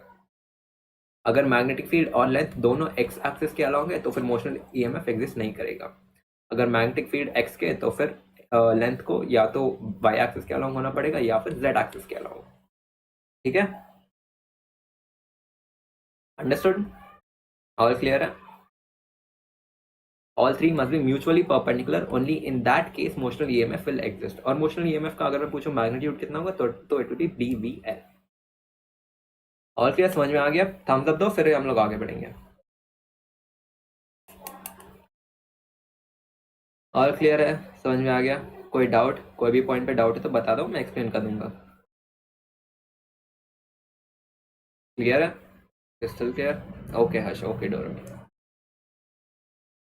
ठीक है, आगे बढ़े फिर। अब हम लोग कुछ एग्जाम्पल सॉल्व कर लेते हैं मोशनल ईएमएफ के, ताकि आपको और क्लैरिटी मिल जाएगा कि कैसे कैलकुलेट करना है। ओके, अब देखो पहला एग्जाम्पल क्या कह रहा है, रिपीट करना है। ओके वेट अ सेकेंड, मैं रिपीट कर देता हूँ। क्या समझ में नहीं आया आप बताओ, कहाँ से समझ में नहीं आया? श्री, मैं आपको श्री बुला लेता हूँ, ठीक है? आपको कहाँ से समझ में नहीं है वो बताओ, मैं वहाँ से रिपीट कर दूंगा। यहाँ तक समझ में आ गया था, इक्विलिब्रियम तक? या फिर यहाँ से समझ में नहीं आया कि इलेक्ट्रिक फील्ड वाले पॉइंट से समझ में नहीं आया, इसके बाद से कहाँ से समझ में नहीं आया आप बताओ, मैं वहाँ से एक्सप्लेन कर दूंगा। घबरा मत, ओपनली बोलो कि कहाँ से समझ में नहीं है, वहां से मैं एक्सप्लेन कर दूंगा। इस वाले पॉइंट से समझ में नहीं आया, इक्विलिब्रियम वाले पॉइंट से, या फिर टोटल समझ में नहीं आया कि मोशनल ईएमएफ होता क्या है? बताओ श्री, कहाँ से समझ में नहीं आया, वहां से मैं एक्सप्लेन कर देता हूँ। अगर तुम बताओगे नहीं तो फिर मैं टोटल टॉपिक एक्सप्लेन कर दूंगा फास्ट फॉरवर्ड में। देखो मैं सिंपल टर्म्स में बता देता हूँ कि इमोशनल ईएमएफ होता क्या है। मान लो कि आपके पास एक इलेक्ट्रिक फील्ड एग्जिस्ट कर रहा है, ठीक है, और इसमें मैं कंडक्टर को रख देता हूँ, ठीक है। मान लो दिस इज माई कंडक्टर जो कि मूव कर रहा है with a velocity v। Equilibrium से समझ में नहीं आया, अच्छा यहाँ से समझ में नहीं आया, ओके। देखो हमें पता है कि सिंस यहाँ पे मोशन है तो फिर यहाँ पे एक मैग्नेटिक फील्ड है जो कि स्टार्टिंग सही है, ठीक है। फोर्स की वजह से सारे इलेक्ट्रॉन्स नीचे आ रहे हैं और सारे प्रोटॉन्स ऊपर जा रहे हैं, ठीक है। यानी कि ऊपर की ओर पॉजिटिव चार्ज अक्यूमुलेट हो रहा है और नीचे की ओर नेगेटिव चार्ज अक्यूमुलेट हो रहा है, ठीक है। तो फिर क्या मैं कह सकता हूँ कि यहाँ पे पॉजिटिव नेगेटिव है तो फिर ऑब्वियसली एक इलेक्ट्रिक फील्ड रहेगा from positive charge to negative charge. अब अगर मैं एक इलेक्ट्रॉन को कंसिडर करूंगा यहाँ पे, ठीक है, तो फिर इस इलेक्ट्रॉन के ऊपर दो फोर्स रहेंगे। दो फोर्स क्यों रहेंगे? एक फोर्स होगा मैग्नेटिक फील्ड की वजह से जो कि ऑलरेडी है, और एक होगा इलेक्ट्रिक फील्ड की वजह से जो कि अभी अभी बना है, इंड्यूस हुआ है। वो इलेक्ट्रिक फील्ड स्टार्टिंग में था नहीं, अभी इंड्यूस हुआ है। क्यों? मैग्नेटिक फील्ड की वजह से। तो फिर दो फोर्सेज हो गए एफ एम और एफ ई।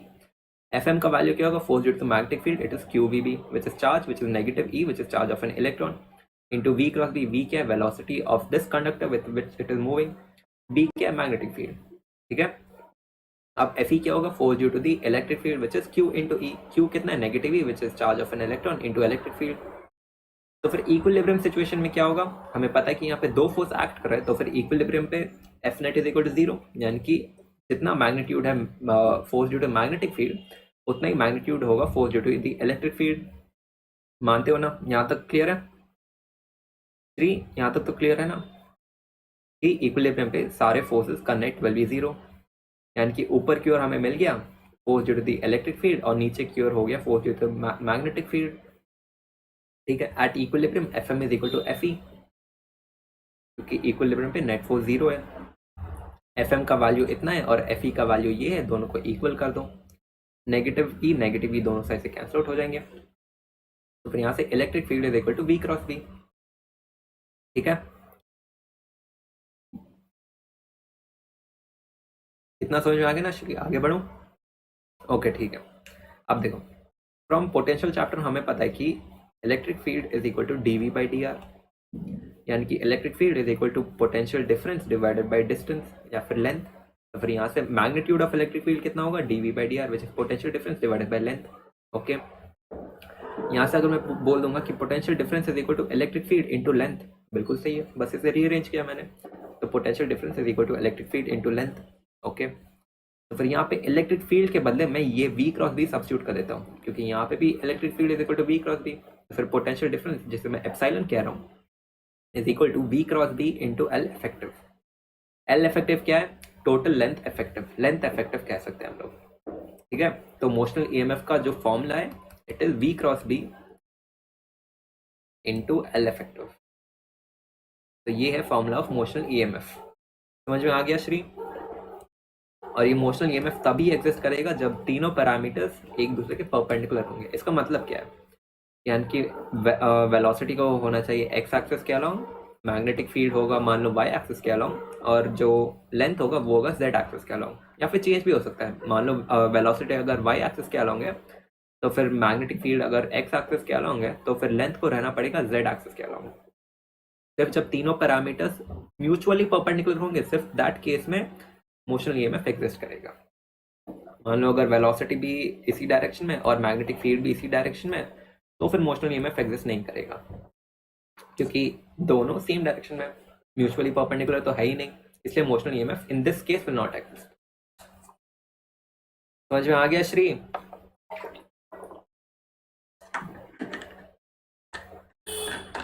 क्लियर है? समझ में आ गया? हम लोग तो तभी आगे बढ़ेंगे।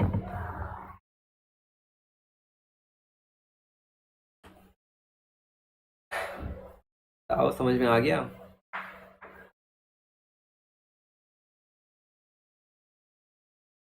बताओ श्री, समझ में आ गया या फिर वापस एक्सप्लेन करना है?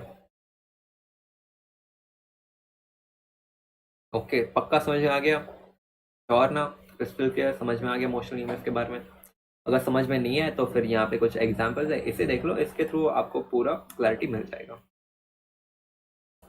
ओके ठीक है, थम्स अप मिल गया। आगे बढ़ते हैं, तो फिर अब एप्लीकेशन देख लेते हैं। पहला एग्जांपल, यहाँ पे हमारे पास एक कंडक्टर है, ठीक है। So this is a conductor जो कि इस डायरेक्शन में मूव कर रहा है, which is along the X axis. Velocity है एक्स एक्सिस के अलोंग, ठीक है, और इसका लेंथ है वाई एक्सिस के अलोंग, ओके।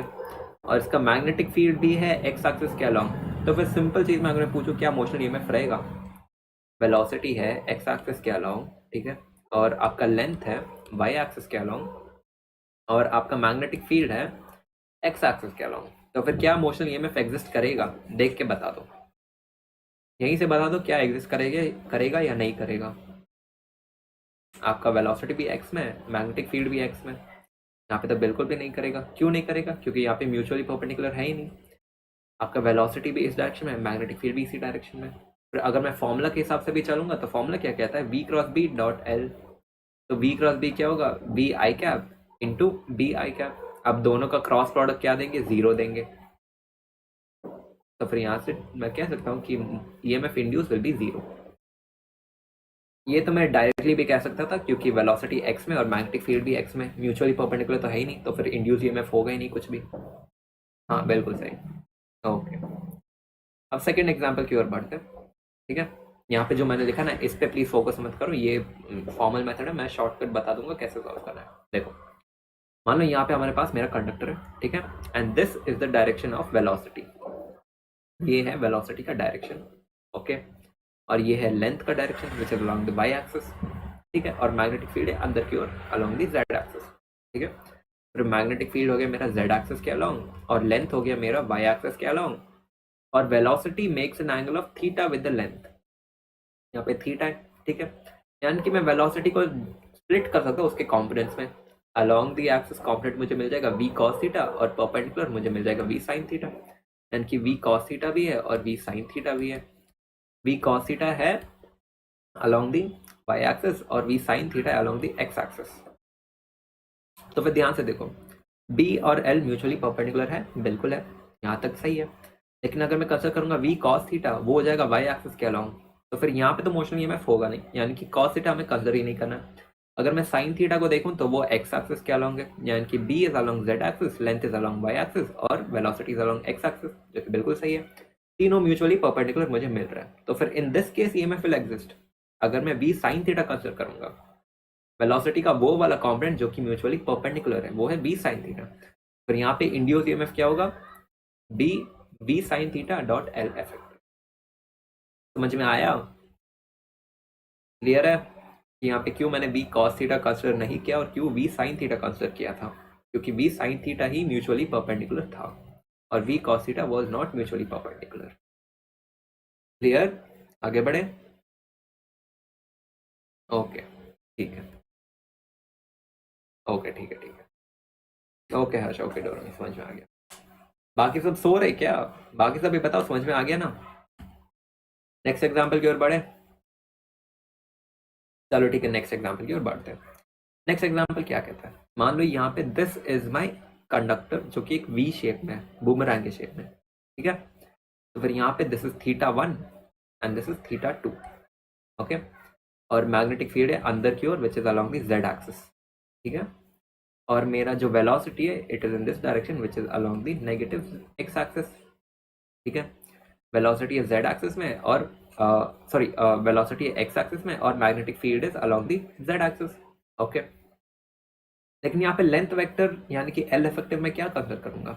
एल इफेक्टिव क्या था? It was the vector length. Vector length यानी कि इनिशियल पॉइंट और फाइनल पॉइंट के बीच में लेंथ जो है, ये है इनिशियल पॉइंट और ये फाइनल पॉइंट, इन दोनों के बीच में लेंथ होगा, ये होगा मेरा एल इफेक्टिव।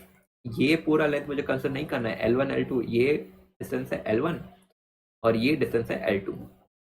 क्या मुझे L1 प्लस L2 लेना है? बिल्कुल भी नहीं, मुझे इफेक्टिव लेंथ से मतलब है। इफेक्टिव लेंथ क्या है? मान लो लेंथ वेक्टर ही है वो, ठीक है, इनिशियल पॉइंट और फाइनल पॉइंट के बीच में जो डिस्टेंस है वो होगा मेरा एल इफेक्टिव।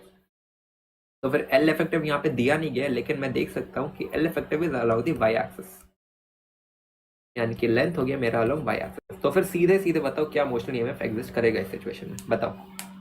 वेलोसिटी है एक्स एक्सिस में, ठीक है, और मैग्नेटिक फील्ड है जेड एक्सिस में, और लेंथ है वाई एक्सिस में। बताओ क्या एग्जिस्ट करेगा या नहीं करेगा ईएमएफ?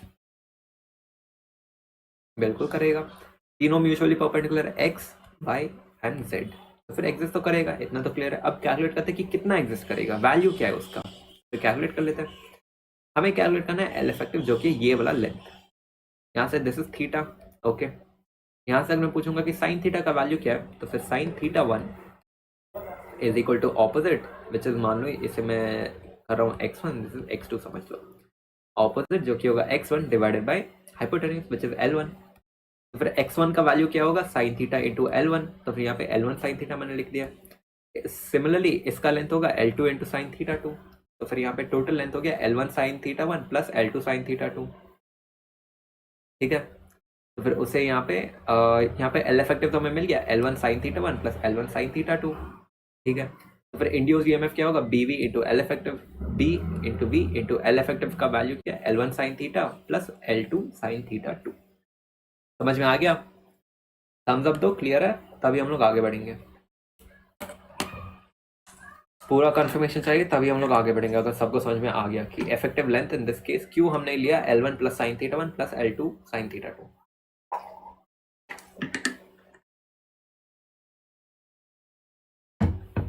क्लियर है? थम्स अप दो या फिर क्रिस्टल क्लियर लिख दो, कोई भी है, फिर हम लोग आगे बढ़ेंगे।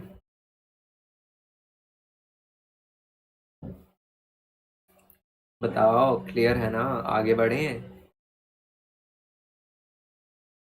ओके, रियाज, डोरेमी, हर्ष, अबलिप्सा, सबके थम्स अप आ गए। थ्री समझ में तो आ गया ना, अब तो क्लियर है ना मोशनल ईएमएफ क्या होता है। क्यों मैं कह रहा था कि all three have to be mutually perpendicular for to exist. Okay Prachi, Prachi का भी आ गया, रियाज का भी आ गया। श्री बताओ सब क्लियर है ना?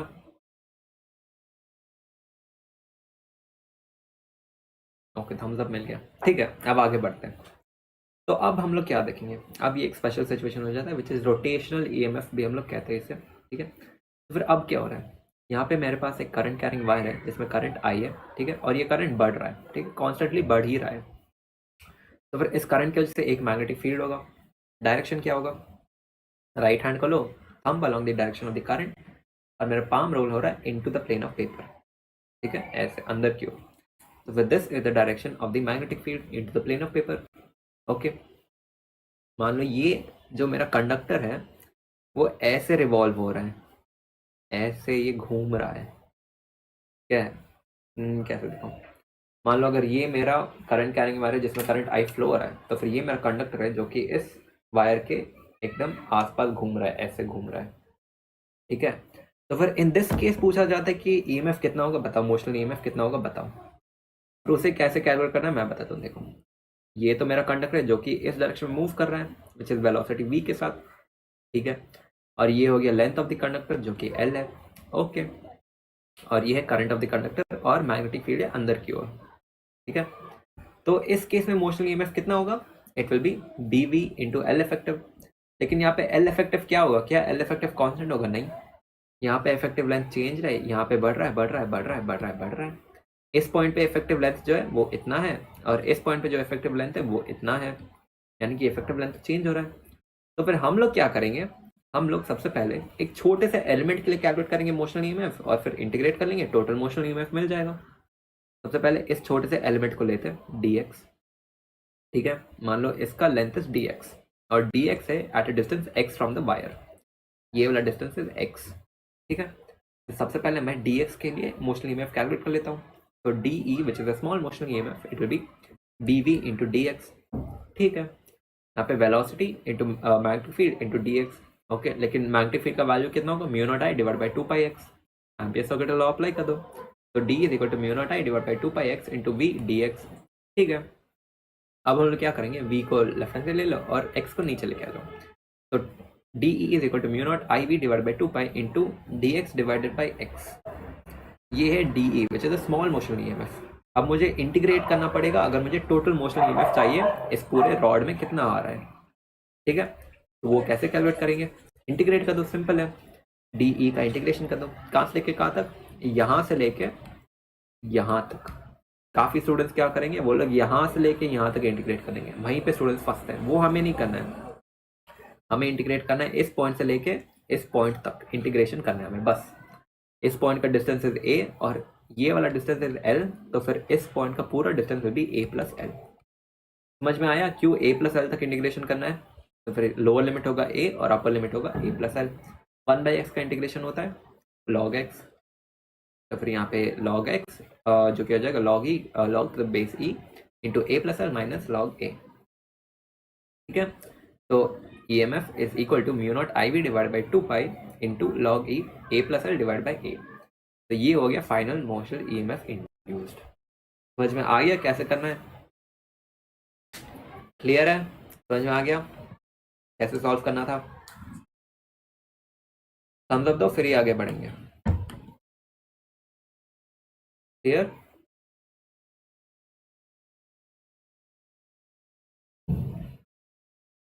क्लियर है क्या बताओ सभी, फिर आगे बढ़ते हैं।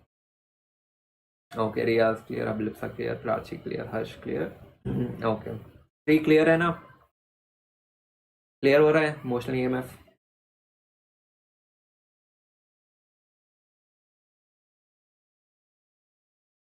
थ्री कंफर्मेशन दो फिर हम लोग आगे बढ़ेंगे, आप ही का वेट है।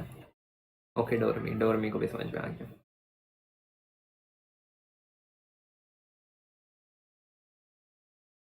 कहाँ गई श्री? थम्स अप दे दो या फिर CC लिख दो, आगे बढ़ेंगे फिर उसके बाद।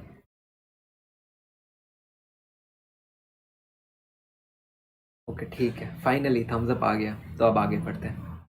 ओके अब सिमिलर क्वेश्चन में, अब मान लो क्या कर रहा हूँ मैं, this was my same current carrying wire, ठीक है, जिसकी वजह से मैग्नेटिक फील्ड था अंदर की ओर, लेकिन अब ये रॉड जो है वो सटा हुआ है वायर के पास। मान लो अगर ये मेरा करंट कैरिंग वायर है तो फिर रॉड ऐसे सट चुका है वायर में, ठीक है। तो फिर अब अगर ये रॉड ऐसे रोटेट कर रहा है विद वेलोसिटी v, ठीक है, तो फिर इसका रोटेशनल वेलोसिटी क्या होगा, इट विल बी ओमेगा।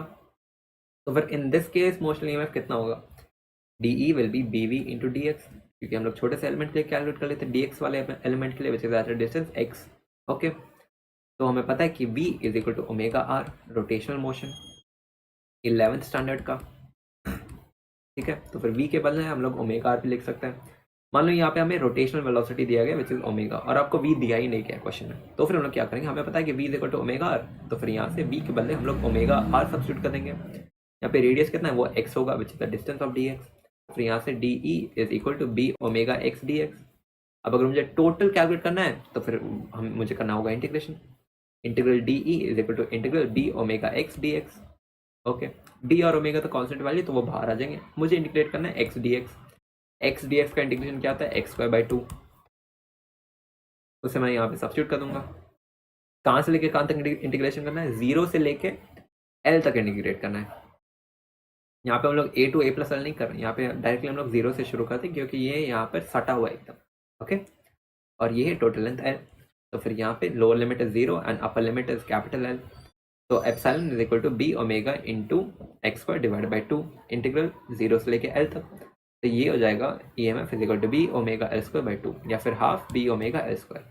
ये एक कॉमन फॉर्मूला है जो कि मैक्सिमम क्वेश्चन में यही फॉर्मूला अप्लाई होता है, ठीक है। लेकिन मान लो सिचुएशन चेंज कर दिया और यहाँ पे एक डिस्टेंस दे दिया गया हो आपको A और यहाँ पे ये डिस्टेंस L है, तो फिर इन दिस केस ये वाला फॉर्मूला अप्लाई नहीं करता है। सिर्फ अगर ये वाला कंडक्टर टच कर रहा है वायर को, let's say it start from 0, तब आप ये वाला फॉर्मूला यूज कर सकते हैं, ठीक है। दोनों क्वेश्चन सिमिलर है लेकिन फॉर्मूला अलग अलग है, इसीलिए अभी भी ये फाइनल फॉर्मूला रट मत लो, ठीक है। बस जान लो कि ये फॉर्मूला होता है if it is touching over here. अगर ये टच नहीं कर रहा है तो फिर वो प्रीवियस फॉर्मूला होगा जो हमने कैलकुलेट किया था। क्लियर, आगे बढ़े, थम्स अप दो अगर समझ में आ गया। Half B omega L square was the formula, ठीक है। अब आगे बढ़ते हैं। ओके सी मिल गया। ओके तो अब एक और फेमस एग्जांपल होता है, मान लो this is my one circuit, ठीक है। यहाँ से ये मेरा कंडक्टर है, ठीक है, जो कि वेलोसिटी v के साथ ऐसे नीचे रोल हो रहा है, ओके। और यहाँ पे एक रेसिस्टेंस है, ठीक है, और ये मेरा एक वायर है ऐसे, ठीक है, ओके। तो अब ये जो कंडक्टर है ये ऐसे रोल हो रहा है नीचे की ओर, ओके। और मान लो this is the direction of the magnetic field, ठीक है, और मैग्नेटिक फील्ड अंदर की ओर। तो फिर मोशनल ईएमएफ कितना होगा? क्या मोशनल ईएमएफ एग्जिस्ट करेगा? बिल्कुल एग्जिस्ट करेगा। सारे टर्म्स म्यूचुअली परपेंडिकुलर है, तो मोशनल ईएमएफ हो गया बीवीएल। ठीक है, अब इंड्यूस करंट कितना होगा? इंड्यूस करंट क्या होता है? Motional induce motional EMF divided by the resistance, वो हो जाएगा बीवीएल डिवाइडेड बाय आर। ठीक है, तो अब अगर हम पूछे कि मैग्नेटिक फोर्स कितना होगा, तो वो कितना होगा बताओ? It will be B I L, जो हमने प्रीवियसली पढ़ा ही है। लेकिन क्वेश्चन ये है कि मैग्नेटिक फोर्स आ कहाँ रहा है यहाँ से, देखो अब ये पूरे सेटअप की वजह से एक मोशनल ईएमएफ बनेगा। ठीक है, अब अगर मैं पूछूं कि पॉजिटिव प्लेट कौन से तरफ आएगा, तो फिर अप्लाई करो, अपने राइट हैंड को लो, पाम को रखो into the plane of paper and thumb along the direction of velocity, तो पॉजिटिव प्लेट बन रहा है ऊपर की ओर। तो फिर यहाँ पे आ जाएगा पॉजिटिव प्लेट और यहाँ पे आ जाएगा नेगेटिव प्लेट। हाँ रियाज बिल्कुल सही। तो ये हो गया पॉजिटिव प्लेट, ये हो गया नेगेटिव प्लेट, ऐसे मैं रिप्लेस कर सकता हूँ। तो फिर क्या आप देख सकते हैं कि यहाँ पे ये एक पूरा सर्किट बन गया। ठीक है, यहाँ पे सेल है, रेसिस्टेंस है, तो फिर करंट तो होगा ही। करंट कितना होगा? It will B EMF divide by resistance, तो करंट का वैल्यू हो गया बीवीएल डिवाइड बाय आर। ठीक है, अब इस करंट की वजह से जो सर्किट में फ्लो हो रहा है उसकी वजह से भी एक मैग्नेटिक फील्ड बनेगा। अब उस मैग्नेटिक फील्ड की वजह से क्या होगा? एक फोर्स होगा। वो फोर्स क्या करेगा? It will act on this conductor which is rolling down, क्योंकि सर्किट कुछ ऐसा है। ठीक है, मान लो ये मेरा सर्किट है जो कि नीचे की ओर ऐसे टिल्टेड है, और मेरा कंडक्टर ये तो वो ऐसे नीचे रोल हो रहा है। ठीक है, और इस केस को मैंने यहाँ पे ड्रॉ किया है। ठीक है, यही केस है जो कि यहाँ पे ड्रॉ किया गया है।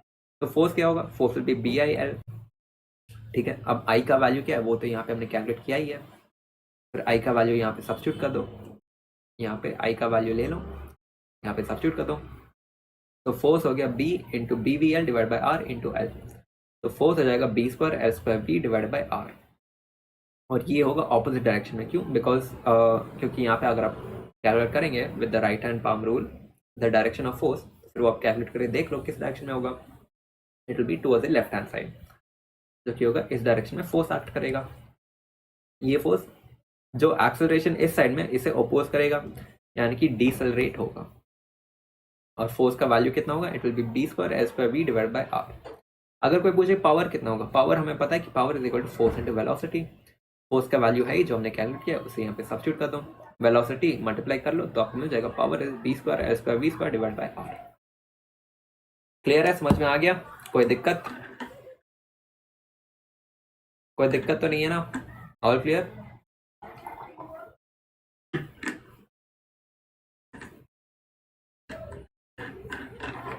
रियाज ओके, ठीक है रियाज, सी मिल गया आपकी तरफ से। ओके अलिसा, प्राची, डोरमी, Harsh, okay all clear. Shri all clear ना? कन्फर्मेशन दे दो श्री, क्या ऑल क्लियर है, फिर हम लोग आगे बढ़ेंगे।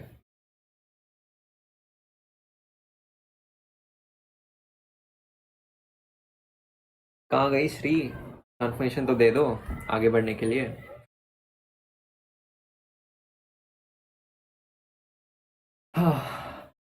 समझ में तो आ रहा है ना सब कुछ अभी तक? कोई डाउट तो नहीं है ना? ऑल क्लियर, सब समझ में आ रहा है? कोई भी दिक्कत कहीं पे भी हो तो बता देना, ठीक है? ओपनली बताना। ओके, श्री का कन्फर्मेशन आ गया, ठीक है ठीक है। ओके, अब आगे बढ़ते हैं। ओके रियाज, नो डाउट। चलो ठीक है, आगे अगर कहीं पर भी कोई भी डाउट आएगा रोकना मुझे, ठीक है?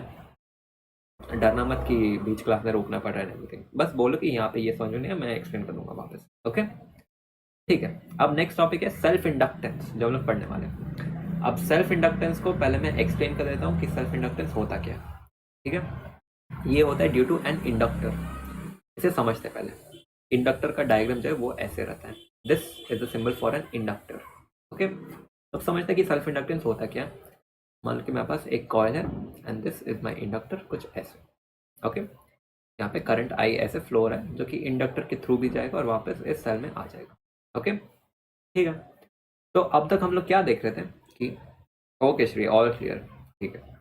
तो अब तक हम लोग मतलब अब तक हम लोग क्या देख रहे थे कि मैग्नेटिक फील्ड चेंज हो रहा था जिसकी वजह से फ्लक्स चेंज हो रहा था, जिसकी वजह से इंड्यूस्ड ईएमएफ था। ठीक है, अब इंडक्टर में हो क्या रहा है कि यहाँ पे करंट जो है वो इस सेल से आ रहा है जो कि सेम सर्किट से। ठीक है, अब मान लो कि मैं इस करंट को वेरी कर रहा हूँ। स्टार्टिंग में करंट का वैल्यू था 2 एम्पियर, एक सेकंड के बाद करंट को मैंने कर दिया 3 एम्पियर, एक सेकंड के बाद मैंने करंट को कर दिया 4 एम्पियर। क्या आप देख सकते हैं कि कॉन्स्टेंटली करंट का वैल्यू जो बढ़ रहा है। ठीक है, और जो मैग्नेटिक फील्ड इंड्यूस्ड है उसका वैल्यू क्या होता है? Mu naught I divided by 2 pi R. ठीक है, तो क्या मैं कह सकता हूँ कि अगर मैं करंट को बढ़ा दूँ सर्किट में तो फिर मैग्नेटिक फील्ड भी बढ़ेगा। अब ये जो इंडक्टर है या फिर कॉइल है, इसके थ्रू भी सेम करंट जा रहा है, यानी कि मैं कह सकता हूँ कि इस इंडक्टर या फिर कॉइल के थ्रू भी करंट इंक्रीज हो रहा है। करंट इंक्रीज हो रहा है यानी कि मैग्नेटिक फील्ड इंक्रीज हो रहा है। मैग्नेटिक फील्ड इंक्रीज हो रहा है इसका मतलब मैग्नेटिक फ्लक्स इंक्रीज हो रहा है। मैग्नेटिक फ्लक्स इंक्रीज हो रहा है इसका मतलब मैग्नेटिक फ्लक्स में चेंज आ रहा है। इसकी वजह से एक इंड्यूस ईएमएफ होगा या नहीं? बिल्कुल होगा। तो फिर इसी इंड्यूस ईएमएफ के वजह से एक नया टर्म आता है जो कि होता है सेल्फ इंडक्टेंस। उसी को हम लोग पढ़ने वाले हैं। सबको समझ में आ गया कि कैसे अगर मैं सेम सर्किट में करंट वेरी करूं तो फिर फ्लक्स चेंज होगा, जिसके वजह से भी एक इंड्यूस ईएमएफ होगा, और वो induce EMF will be related to self inductance, और वही हम लोग पढ़ने वाले हैं। क्लियर है? थम्स अप दो, आगे बढ़ेंगे। जो मैंने कहा वो तो क्लियर है ना? बताओ। क्लियर? ओके ठीक, ओके ठीक, सबका कंफर्मेशन हो गया। ओके ठीक है, अब चलो आगे बढ़ते हैं। तो थ्योरी क्या कह रहा है? When current passes through the coil magnetic flux is developed. बिल्कुल सही है। The variation of the current with respect to time produces variation in magnetic flux, जो कि बिल्कुल सही है। Variation of magnetic flux with respect to time produces EMF, बिल्कुल भी सही है। If there are n number of turns in the coil तो फिर number of turns into flux will be directly proportional to current.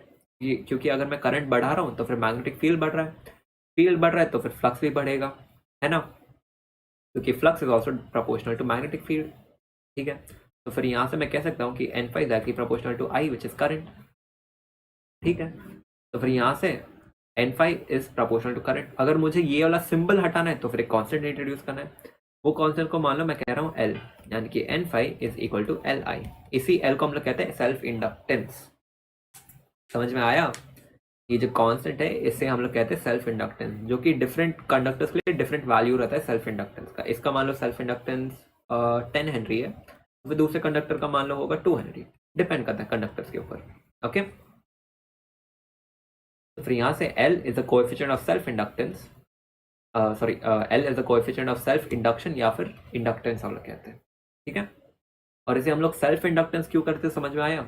Self inductance, यहाँ पे जो coil था हमारे पास जो कि एक इंडक्टर था, वो सेम सर्किट में करंट के चेंज की वजह से ही ईएमएफ इंड्यूस हो रहा था। तो फिर क्या मैं कह सकता हूँ कि ये सेल्फ प्रोसेस है, यानी कि खुद से किया गया है, ना ही कोई एक्सटर्नल मैग्नेट की वजह से किया गया, जो कि एक्सटर्नल मैग्नेट आके फील्ड चेंज कर रहा है। नहीं, फील्ड क्यों चेंज हो रहा है? क्योंकि अंदर में ही जो सेल है उसके थ्रू करंट चेंज हो रहा है, करंट चेंज हो रहा है तो फिर फ्लक्स चेंज हो रहा है, जिसकी वजह से इंड्यूस ईएमएफ है।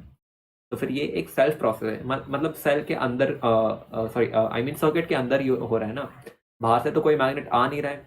तो फिर सेल्फ हम लोग इसलिए कहते हैं क्योंकि ये खुद से ही हो रहा है। ठीक है, कोई भी एक्सटर्नल इन्फ्लुएंस नहीं है। Riyaz, n is the number of turns per unit length है या फिर n is total number of turns Riyaz.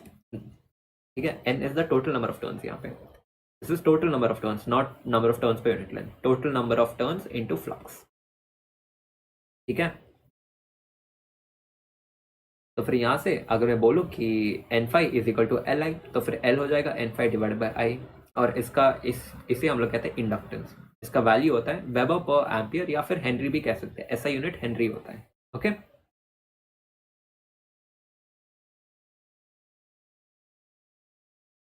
Small n होता है टर्न, हाँ हाँ बिल्कुल सही। अगर मैं कई बार स्मॉल n लिख दूँ तो that is number of turns per unit length, अगर मैं कैपिटल N लिखूँ तो that is total number of turns. Okay, इसे हमेशा याद रखना, small n is total number of turns per unit length और capital N is total number of turns. Okay, आगे बढ़ते हैं। तो फिर अब अगर मैं कहूँ कि इंड्यूस ईएमएफ का वैल्यू कितना होगा इस केस में, इंड्यूस ईएमएफ क्या होता है? It is negative D five by D T. मान लो n नंबर ऑफ टर्न्स है तो फिर वो हो जाएगा negative n D five by D T, जो कि यहाँ पे है ही। ओके, लेकिन यहाँ पे हमें पता है कि n five is equal to L I, जो कि यहाँ पे मैंने प्रूव कर ही दिया कि n five is equal to L I, यानी कि n फाइव के बदले हम लोग एल आई भी सब्सिट्यूट कर सकते हैं। तो फिर सब्सिट्यूट कर दो, epsilon is equal to negative D L I by D T. ये तो कांस्टेंट है, इंडक्टेंस का वैल्यू कांस्टेंट रहता है, एक कंडक्टर के ऊपर डिपेंड करता है वो, जो कि कांस्टेंट वैल्यू रहता है। तो फिर ये तो कांस्टेंट है, तो फिर डिफरेंशिएशन के बाहर आ जाएगा ये। ओके, तो फिर epsilon is equal to negative L D I by D T. This is the value for induced EMF in case of self inductance. L is the inductance and di by dt is the change in current, dt is the change in time. समझ में आ गया? यहाँ पे negative sign भी है। इसका मतलब क्या है? देखो, अगर d I by D T positive है यानी कि जीरो से बड़ा है तो फिर आपका इंड्यूस ईएमएफ पॉजिटिव है। अगर d I by D t zero से कम है तो फिर आपका इंड्यूस ईएमएफ पॉजिटिव होगा। सॉरी, यहाँ पे अगर d I by D T negative है तो फिर यहाँ पे ये पूरा टर्म नेगेटिव हो जाएगा। Negative into negative will give you positive. अगर d I by D t zero से बड़ा है जो कि पॉजिटिव है तो फिर इंड्यूस ईएमएफ होगा नेगेटिव, क्योंकि ये पूरा टर्म अगर पॉजिटिव हो गया तो positive into negative will give you negative. Clear है? समझ में आ गया? थम्स अप दे दो सभी, फिर आगे बढ़ेंगे। सभी का थम्स अप चाहिए।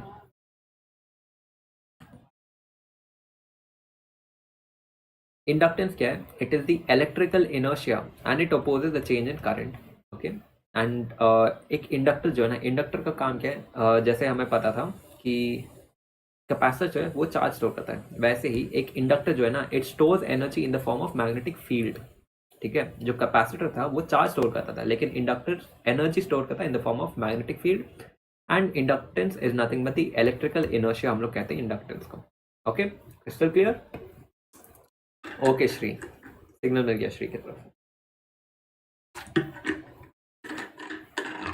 आगे बढ़ते हैं। ओके रियाज, हर्ष, डोरमी, प्राची, सबकी तरफ से क्लियर मिल गया। ओके, अब सेल्फ इंडक्टेंस कैसे कैलकुलेट करना है वो हम लोग पढ़ते हैं। ठीक है, क्योंकि आपको कोई भी एक रैंडम सर्किट दे दिया जाएगा और पूछा जाएगा कि सेल्फ इंडक्टेंस कैलकुलेट करो, उसे कैसे करना है हम लोग समझ लेते हैं। Self inductance due to a circular coil कैसे कैलकुलेट करना है, इसके कई स्टेप्स होते हैं। स्टेप 1 क्या है? Assume that is current in the coil. अगर सर्किट में करंट नहीं दिया गया तो खुद ही हम अज्यूम कर लो कि सर्किट में करंट है। ठीक है, अगर दिया गया तो well and good. Okay, step 2 क्या है? Determine the magnetic field induction. Step 3 flux linked with the coil N5। Step 4 evaluate N5 is equal to Li और यहाँ से L कैलकुलेट कर लो। तो इसे अप्लाई करके देखते हैं। देखो, अभी मान लो यहाँ पे ये मेरा सर्किट है। ठीक है, इस सर्किट में एक सर्कुलर कॉइल है, इसमें करंट I है। ओके, अब इस करंट I की वजह से सेंटर पे जो मैग्नेटिक फील्ड होगा उसका वैल्यू कितना होगा बताओ? प्रीवियस चैप्टर में पढ़ा था, बिल्कुल सही। मैग्नेटिक फील्ड का वैल्यू होगा mu naught I divided by 2R। मान लो there are n number of turns which is total number of turns, तो फिर इसे हम लोग n से मल्टीप्लाई कर लेंगे। ओके, तो यहाँ से B will be mu naught Ni divided by 2R which is magnetic field at the centre. Okay, आज पूरा चैप्टर हम लोग खत्म कर देंगे, टेंशन मत लेना। ठीक है, लेकिन कोई भी स्ट्रीम एंड नहीं करेगा मेरे खत्म करने से पहले तक। तो मैग्नेटिक फील्ड का वैल्यू हो गया mu naught Ni divided by 2R which is the magnetic field at the centre of the coil due to the current.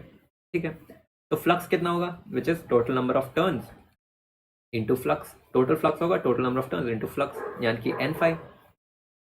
पाई का वैल्यू क्या है? मैग्नेटिक फील्ड इंटू एरिया, यानी कि फ्लक्स लिंक्ड इज NBA। अब B का value क्या है वो तो हमने यहाँ पे कैलकुलेट किया ही है, उसे यहाँ पे सब्स्टिट्यूट कर दो।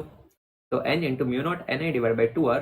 एरिया का वैल्यू क्या है? Area of circle. सर्कल का एरिया क्या होता है? It is pi R square. तो यहाँ पे सब्स्टिट्यूट कर दो, तो यहाँ से N5 is equal to mu naught N square I pi R divide by 2।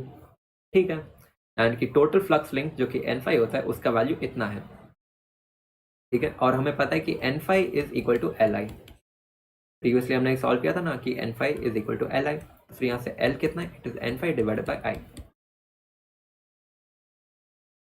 ठीक है, N5 का वैल्यू तो यहाँ पे है ही। इस पूरे टर्म को करंट से डिवाइड कर लो, आपको मिल जाएगा इंडक्टेंस, सेल्फ इंडक्टेंस। तो हमें पता है L is equal to N5 divide by I। N5 का वैल्यू यहाँ पे है ही, तो लिखो यहाँ पे करंट से डिवाइड कर लो, I और I कैंसिल आउट हो जाएंगे और ये मिल जाएगा आपको इंडक्टेंस। तो L is the inductance which is mu naught N square pi R divide by 2। एक सर्कुलर कॉइल के लिए इंडक्टेंस ये होता है। एक चीज इंपॉर्टेंट जो आपको याद रखना है, L depends on the nature of the medium, number of turns and the dimensions of the given coil. ठीक है, क्लियर है? समझ में आ गया कि कैसे कैलकुलेट करना है सेल्फ इंडक्टेंस। अगर कोई भी कॉइल आपको दिया गया हो, मान लो आपको स्ट्रेट एक स्क्वायर कॉइल भी दिया गया हो, फिर भी आप कैलकुलेट कर सकते हैं। मान लो आपके पास एक ट्रायंगल कॉइल दिया गया हो, फिर भी आप कैलकुलेट कर सकते हैं उसका सेल्फ इंडक्टेंस कितना होगा और कैसे कैलकुलेट करना है वो तो आपको पता ही है। वापस स्टेप बता देता हूँ। Assume that is current in the coil. अगर इनिशियली दिया गया है तो फिर वेल एंड गुड, अगर नहीं दिया गया है तो फिर अज्यूम कर लेना। Determine the magnetic field induction, calculate the total flux which is N5 equated with Li and L is equal to N5 divided by I।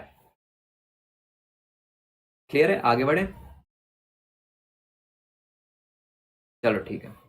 अब हम लोग क्या करते हैं, सोलेनॉइड के केस में क्या होगा self inductance of solenoid. Solenoid हमें पता है ना क्या होता है, it is something like this which tends to infinite, लेकिन कुछ केसों में छोटा भी रहता है, ठीक है। मान लो ये मेरा सोलेनॉइड है, ठीक है, जिसमें करंट आई ऐसे फ्लो हो रहा है। अब अगर नीट में पूछा जाए कि इस सोलेनॉइड का सेल्फ इंडक्टेंस कितना होता है, तो उसे कैलकुलेट कर लेते हैं।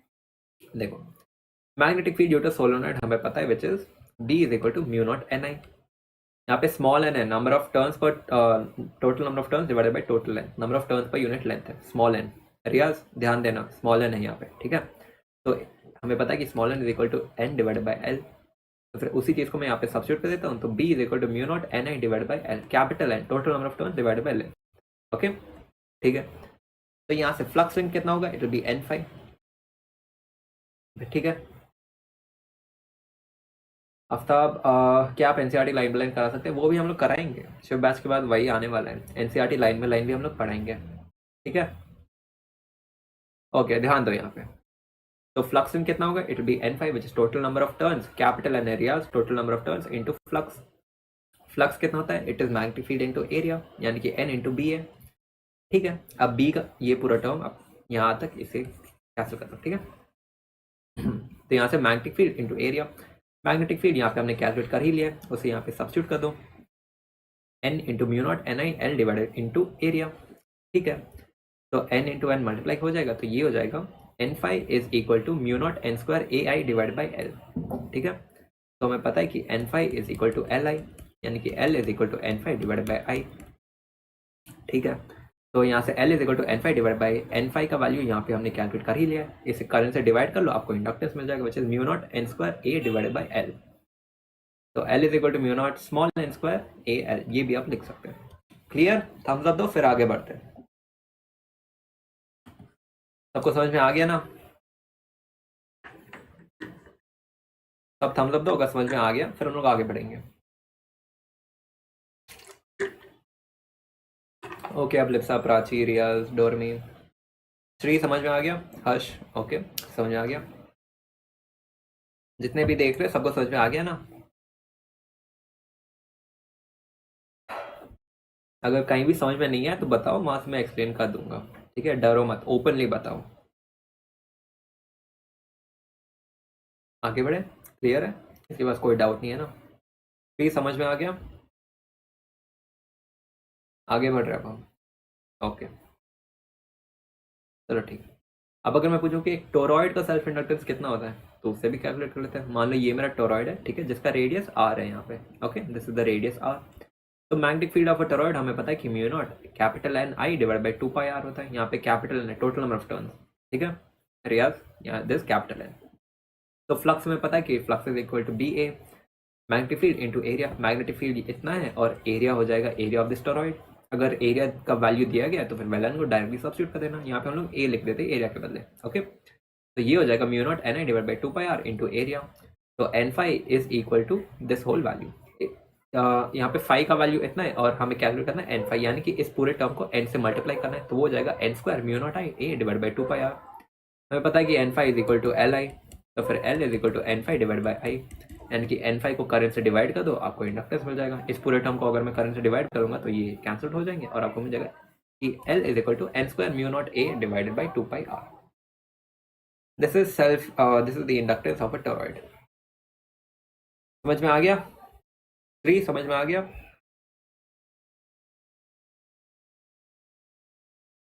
ओके ठीक है रियाज, ओके चलो समझ में आ गया। ओके, अब हम लोग देखेंगे energy stored in a inductor. देखो प्रीवियसली मैंने कहा था कि इंडक्टर एनर्जी स्टोर करता है in the form of magnetic field, ठीक है। तो फिर उसी एनर्जी का फॉर्मूला क्या होता है? देखो, इसका एक डेरिवेशन भी या तो फाइनल फॉर्मूला है। मैं आपको सजेस्ट करूंगा कि डेरिवेशन इंपॉर्टेंट नहीं है इसका, तो डेरिवेशन स्किप कर देते हैं, डायरेक्ट फॉर्मूला आप याद कर लो। Formula for energy stored in a inductor is Li square by 2, Li square by 2, यानी कि L is the inductance, I is the current divided by 2, I square divide by 2। इसका डेरिवेशन भी है जो कि यहाँ पे है, ठीक है, सिंपल डेरिवेशन है, लेकिन क्यों टाइम वेस्ट करना है, डेरिवेशन कोई नहीं पूछने वाला है। फाइनल फॉर्मूला याद रख लो which is Li square by 2 which is the energy stored in an inductor, ठीक है। काफ़ी कम प्लेसेस में मैं कहता हूँ कि डेरिवेशन इंपॉर्टेंट नहीं है, जब डेरिवेशन इंपॉर्टेंट है वहाँ पे मैं एक्सप्लेन कर देता हूँ, ओके। लेकिन यहाँ पे डेरिवेशन इंपॉर्टेंट नहीं है तो फिर हम लोग स्किप कर दें डेरिवेशन को, ओके ओके ठीक है, चलो आगे बढ़ते हैं। अब कॉम्बिनेशन ऑफ इंडक्टर्स, जैसे हमने पढ़ा था combination of capacitors, combination of resistors, combination of cells, वैसे यहाँ पे है कॉम्बिनेशन ऑफ इंडक्टर्स। तो देखो, अब दो इंडक्टर्स या तो सीरीज में कनेक्ट हो सकते हैं या फिर तो पैरेलल में। If two inductors are connected in series, then the effective combination यानी कि net inductance will be L1 plus L2, very similar to that of resistors. अगर दो इंडक्टर्स ऐसे पैरेलल कनेक्शन में, तो फिर आपका जो रिजल्टेंट होगा, resultant inductance is 1 by L equivalent is equal to 1 by L1 plus 1 by L2. ठीक है, this is the formula for series and this is the formula for parallel connection. Clear है, समझ में आ गया? रेसिस्टर्स के almost similar to that of resistors ही है। सीरीज में L1 प्लस L2, पैरेलल में 1 by L equivalent is equal to 1 by L1 plus 1 by L2. आगे बढ़े। ओके, अब हम लोग पहुंचे toward the final topic which is mutual inductance. अब थोड़ी देर में क्लास एंड होने वाला है, ठीक है? तो अभी क्लास में छोड़ देना, पहले पढ़ लो कि म्यूचुअल इंडक्टेंस होता क्या है। देखो, म्यूचुअल इंडक्टेंस जैसे हमने पढ़ा था सेल्फ इंडक्टेंस। सेल्फ इंडक्टेंस का नेम क्या सिग्निफाई कर रहा था? सेल्फ, यानी खुद के वजह से, यानी कि एक ही सर्किट में करंट चेंज हो रहा था जिसकी वजह से इंडक्शन हो रहा था। लेकिन म्यूचुअल इंडक्टेंस में दो सर्किट रहते हैं, ये हो गया हमारा पहला सर्किट और ये हो गया दूसरा सर्किट। अब सर्किट को पहले समझ लेते हैं। यहाँ पे एक सेल है, ठीक है, करंट है, यहाँ पे इंडक्टर है, N1 is the total number of turns in first inductor, और ये है N2 which is total number of turns in the second inductor, ठीक है। और ये सेकंड सर्किट है हमारे पास जिसके पास सेल है नहीं, ठीक है। यहाँ पे कोई भी सेल नहीं है, सिर्फ एक गैल्वेनोमीटर है जो कि डिफ्लेक्ट होगा अगर करंट है, ठीक है। और यहाँ पे मान लो दिस इज द करंट का डायरेक्शन I1, ठीक है। अब ध्यान से सुनो मैं जो कह रहा हूँ, ठीक है, प्लीज अंडरस्टैंड। अब मैं ये कह रहा हूँ कि अगर मैं इस करंट को बढ़ाते जाऊँ I1 को, तो फिर क्या इसके थ्रू I1 की वजह से जो यहाँ बढ़ेगा मैग्नेटिक फील्ड भी बढ़ेगा? बिल्कुल सही, इस करंट की वजह से एक मैग्नेटिक फील्ड भी होगा, और सिर्फ मैं करंट बढ़ा रहा हूँ तो फिर मैग्नेटिक फील्ड भी बढ़ेगा। यानी कि ये जो कॉइल है, इस करंट I1 की वजह से अगर मैं करंट को बढ़ा रहा हूँ तो फिर मैग्नेटिक फील्ड बढ़ रहा है, यानी कि इस कॉइल पे भी इफेक्ट पड़ रहा है। अगर मैं करंट बढ़ा रहा हूँ यहाँ पे तो मैग्नेटिक फील्ड लाइन्स भी बढ़ रहे हैं। सिंस यहाँ पे सेकंड कॉइल में भी मैग्नेटिक फील्ड लाइन्स बढ़ रहे हैं, क्यों बढ़ रहे हैं magnetic field lines second coil? Due to the first current के इन्फ्लुएंस के अंदर। अगर मैं दोनों को करीब रखूंगा ऐसे, अगर दोनों को करीब रखूँ तो फिर अगर मैं इसमें करंट बढ़ा रहा हूँ तो फिर इसके वजह से एक मैग्नेटिक फील्ड बनेगा, ये मैग्नेटिक फील्ड इस कॉइल से भी लिंक हो जाएगा, ठीक है। तो फिर इस कॉइल के थ्रू ये ऐसे पास होगा तो फिर मैग्नेटिक फील्ड भी बढ़ेगा। मैग्नेटिक फील्ड बढ़ रहा है यानी कि मैग्नेटिक फ्लक्स बढ़ रहा है, यानी कि फ्लक्स में चेंज आ रहा है। फ्लक्स में चेंज आ रहा है तो फिर क्या मैं कह सकता हूँ कि सिर्फ फ्लक्स में चेंज आ रहा है तो फिर इंड्यूस्ड ईएमएफ भी होगा। क्या मैं कह सकता हूँ? समझ में आया? इतना समझ में आ गया तो थम्स अप दो, फिर आगे बढ़ेंगे। ठीक, समझ में आ गया? डोरमी प्राची समझ में आ गया? अबलिप्सा, ओके, अबलिप्सा की तरफ से थम्स अप आ गया है। डोरमी ने भी कह दिया हाँ, रियाज भी ओके, डोरमी फाइन। श्री समझ में आ गया, प्राची भी समझ में आ गया, ओके। तो वैसे ही अब अगर मैं रोल्स को रिवर्स कर दूं, ठीक है, अब अगर मैं यहाँ पे एक सेल लगा दूं और यहाँ पे मैं गैल्वेनोमीटर लगा दूं, ठीक है, और इसमें मैं अगर करंट को बढ़ा रहा हूँ I2, तो फिर क्या मैं कह सकता हूँ कि I1 में भी एक इंड्यूस ईएमएफ होगा? क्यों? क्योंकि अगर मैं I2 को बढ़ा रहा हूँ तो फिर इसकी वजह से मैग्नेटिक फील्ड बढ़ रहा है, तो फिर ये मैग्नेटिक फील्ड ऑब्वियसली N1 के भी फर्स्ट इंडक्टर के थ्रू भी जाएगा। तो फिर फर्स्ट इंडक्टर के थ्रू मैग्नेटिक फील्ड बढ़ रहा है, क्यों बढ़ रहा है? क्योंकि मैंने सेकेंड कॉइल में करंट बढ़ा रहा हूँ, तो फिर मैग्नेटिक फील्ड चेंज हो रहा है, यानी कि फ्लक्स चेंज हो रहा है, यानी कि इंड्यूस ईएमएफ इसमें भी होगा। तो फिर क्या आप देख सकते हैं कि मैंने चेंज तो किया एक कॉइल में, मैं यहाँ पे करंट चेंज कर रहा था लेकिन इंड्यूस ईएमएफ यहाँ पे आया। सेकेंड सिचुएशन में यहाँ पर करंट में चेंज कर रहा था लेकिन इंड्यूस ईएमएफ यहाँ पे आया। इसी चीज को हम लोग कहते हैं म्यूचुअल इंडक्टेंस, यानी कि मैं एक कॉइल में अपना करंट बढ़ा रहा हूँ तो फिर म्यूचुअली इस कॉइल में भी चेंज हो रहा है फ्लक्स, जिसकी वजह से ईएमएफ इंड्यूस हो रहा है। इसी चीज को हम लोग कहते हैं म्यूचुअल इंडक्टेंस। समझ में आ गया थियोरी? फॉर्मूला की ओर बढ़े? ओके श्री, समझ में आ गया, ठीक है। तो अब देखो, magnetic flux linked with the secondary coil, जो ये वाला कॉइल है, is directly proportional to current in the first coil. बिल्कुल सही। अगर मैं करंट को यहाँ पे बढ़ा रहा हूँ तो फिर I1 को अगर मैं बढ़ा रहा हूँ तो फिर इसके अक्रॉस फ्लक्स भी चेंज हो रहा है, यानी कि flux in the second coil is directly proportional current in the primary coil. मान लो this is my secondary coil and this is my primary coil, ठीक है, यानी कि N2 into phi21 is directly proportional to I1। phi21 क्या है? It is flux in the second coil due to the first coil, okay. तो N2 क्या है? Total number of turns in the second coil, जो कि यहाँ पे N2 into phi21 is directly proportional to I1, okay. ठीक है। अब इस प्रोपोर्शनलिटी के बदले मैं M21 इंट्रोड्यूस कर रहा हूँ। M21 क्या है? This is mutual inductance. ठीक है, तो N2 into 521 is equal to M21 into I1। Okay, तो यहाँ पे M2 क्या है? Coefficient of mutual inductance. ठीक है, सिमिलरली अगर मैं पहले कॉइल को कंसिडर करूंगा तो फिर N1 into 5 1 is directly proportional to I2। अगर मैं सेकेंड कॉइल में करंट बढ़ा रहा हूँ तो फिर फर्स्ट कॉइल में जो फ्लक्स चेंज हो रहा है that is directly proportional to I2 which is the second coil में करंट। ओके, तो N1 into 512 is directly proportional to I2। यहाँ पे भी अगर मैं सिंबल को हटाऊं तो फिर M12 आ जाएगा। This is again coefficient of mutual inductance. लेकिन M21 is equal to M12 which is equal to M, यानी कि म्यूचुअल इंडक्टेंस जो है दो कॉइल्स के बीच में वो कांस्टेंट होगा। या तो मैं कह सकता हूँ कि mutual inductance in the second coil due to the first coil, या फिर mutual inductance in the first coil due to the second coil.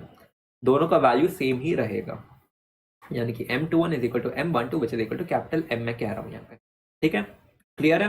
अब थम्स अप दो, फिर आगे बढ़ेंगे अगर यहाँ तक समझ में आ गया। अगर समझ में नहीं आया तो बोलो, मैं वापस एक्सप्लेन करने के लिए तैयार हूँ। सबको समझ में आ गया? सब थम्स अप दो, फिर आगे बढ़ेंगे। Okay, crystal clear. ठीक है, ठीक है। अब एक बार रिपीट करना है रियाज। ओके ओके रियाज, मैं रिपीट कर देता हूँ। देखो कहाँ से रिपीट करना है रियाज? यहाँ से रिपीट कर दूँ कि N2 521 is directly proportional I1। यहाँ से रिपीट कर दूँ? बताओ रियाज, यहाँ से पढ़ा दूँ? ओके ठीक है। इस इक्वेशन को देखो, मैंने क्या कहा था कि अगर मैं I1 जो कि current in the primary coil है, मान लो this my primary coil and this my secondary coil. ठीक है, अगर मैं यहाँ पे करंट बढ़ा दूँ तो फिर इस करंट की वजह से मैग्नेटिक फील्ड भी बढ़ेगा। वही मैग्नेटिक फील्ड इस सेकेंड कॉइल के थ्रू भी जाएगा, यानी कि इस सेकेंड कॉइल के थ्रू भी मैग्नेटिक फील्ड बढ़ रहा है, यानी कि चेंज हो रहा है, यानी कि मैग्नेटिक फ्लक्स भी चेंज हो रहा है इसमें, जिसकी वजह से इंड्यूस ईएमएफ होगा। ठीक है, तो फिर यहाँ पे N2 is the total number of turns in the second coil. ठीक है, तो फिर क्या मैं कह सकता हूँ कि इस कॉइल के थ्रू फ्लक्स होगा φ2, लेकिन जो φ2 है it is directly proportional to I1। अगर मैं I1 को बढ़ा रहा हूँ तो फिर इसके थ्रू फ्लक्स भी बढ़ रहा है, इसीलिए मैं कह रहा हूँ कि N2 into 521 is directly proportional to I1। 521 क्या है? Flux in the second coil due to the first coil. ठीक है, तो N2 into 521 is directly proportional to I1। यहाँ पे प्रोपोर्शनलिटी के बदले मैं M इंट्रोड्यूस कर रहा हूँ। M क्या है? Coefficient of mutual inductance. ठीक है, तो यहाँ पे M21 क्या है? Mutual inductance of the second coil due to the first coil. तो फिर यहाँ पे N2 into 521 is equal to M21 into I1। इतना समझ में आ गया रियाज? थम्स अप दो, फिर आगे बढ़ेंगे। रियाज क्लियर है? ओके ठीक है। अब सिमिलरली क्या मैं कह सकता हूँ कि मेरा जो सेकेंडरी कॉइल है, ठीक है, जो मेरा यहाँ पे this is my second coil, मान लो इसमें करंट I2 है। ठीक है, करंट I2 है। अब मान लो मैं I2 को बढ़ा रहा हूँ, अगर मैं I2 को बढ़ाऊँ तो फिर इसके थ्रू मैग्नेटिक फील्ड भी बढ़ेगा, यानी कि फर्स्ट कॉइल के थ्रू भी मैग्नेटिक फील्ड लाइंस बढ़ रहे हैं, यानी कि फ्लक्स भी चेंज होगा। यानी कि फर्स्ट कॉइल में जो फ्लक्स है, इन वन के अक्रॉस जो फ्लक्स है जो कि φ1 है, it is directly proportional to I2। अगर मैं I2 को बढ़ा रहा हूँ तो फिर फ्लक्स भी बढ़ रहा है, इसीलिए मैं कह रहा हूँ कि N1 into 512 is directly proportional to I2 which is current in the secondary coil. तो फिर यहाँ पे भी सिंबल के बदले मैं M12 इंट्रोड्यूस कर रहा हूँ which is coefficient of mutual inductance. लेकिन एक फैक्ट ये है कि M21 is equal to M12, यानी कि mutual inductance of the second coil with respect to first is directly proportional mutual inductance of the first coil with respect to second. दोनों के बदले मैं M इंट्रोड्यूस कर रहा हूँ which is coefficient of mutual inductance. Okay Riya, समझ में आ गया? ओके ठीक है, तो यहाँ से अगर मैं लिखूं कि N1 इंटू 5 क्या होगा? It will directly proportional to I1। ये हो जाएगा सेल्फ इंडक्टेंस, यानी कि N1 5 is equal to L1 into I1, यानी कि L1 is N1 5 divide by I1। वैसे ही L2 is N2 5 divide by I2। This is according to self inductance. ठीक है, ये सेल्फ इंडक्टेंस के अकॉर्डिंग। ओके ठीक है, तो हमें पता है कि M21 क्या होगा? N2 5 डिवाइड बाई I1, और M1 क्या है? N1 5 divide by I2। Okay, अगर मैं M स्क्वायर का दूं जो कि होगा M into M, M1 into M2 भी कह सकते हैं, लेकिन हमें पता है कि M12 is equal to M21, यानी कि दोनों का वैल्यू तो सेम ही है। तो फिर अगर मैं M स्क्वायर लिख दूं तो वो होगा M2 इंटू M1। M2 का वैल्यू ये है, M1 का वैल्यू ये है, दोनों को मल्टीप्लाई कर लो तो M स्क्वायर होगा this term into this term. अगर मैं इसे रीअरेंज कर दूं, ठीक है, ध्यान से सुनना, अगर मैं इस पूरे टर्म को रीअरेंज कर रहा हूँ, ठीक है, क्या रीअरेंज कर रहा हूँ? यहाँ पे इस टर्म को मैं राइट हैंड साइड लेके आ रहा हूँ और यहाँ पे जो टर्म है इसे मैं लेफ्ट हैंड साइड लेके आ रहा हूँ। तो ये हो जाएगा N1 phi2 divide by I1 is equal to N1 phi1 divide by I2। ठीक है, और क्लियर? इसे मैंने क्या किया, रीअरेंज कर दिया। इस फाई को मैंने लेफ्ट हैंड साइड लेके आ गया हूँ और इस फाई को राइट हैंड साइड लेके आ गया हूँ। तो फिर यहाँ पे ये हो जाएगा N2 phi2 divide by I2 into N1 phi1 divide by I1। लेकिन ये पूरा टर्म क्या है, ध्यान से देखो, N2 phi2 divide by I2 is L2 which is self inductance, coefficient of self inductance, यानी कि m square is equal to L1 into L2। बस इसे याद करना है, m square is equal to L1 into L2। Coefficient of mutual inductance का square is equal to L1 into L2। ठीक है, समझ में आ गया? यहाँ पे m is equal to under root L1 L2। Crystal क्या समझ में आ गया? सब थम्स अप दो, उसके बाद ही आगे बढ़ेंगे। किसी को अगर समझ में नहीं आया तो बताओ, मैं एक्सप्लेन कर दूंगा वापस। समझ में आ गया? All clear? ठीक है, तो फिर जनरली हम लोग के भी ऐड करते हैं, यानी अब मैंने कहा ना कि m is equal to under root L1 L2, लेकिन यहाँ पे रूट के पहले हम लोग के ऐड करते हैं which is coefficient of coupling. अगर दोनों कॉइल्स एक दूसरे के करीब है तो फिर हम लोग कहते हैं कि दोनों कॉइल्स के बीच में मैग्नेटिक फील्ड कपल्ड है।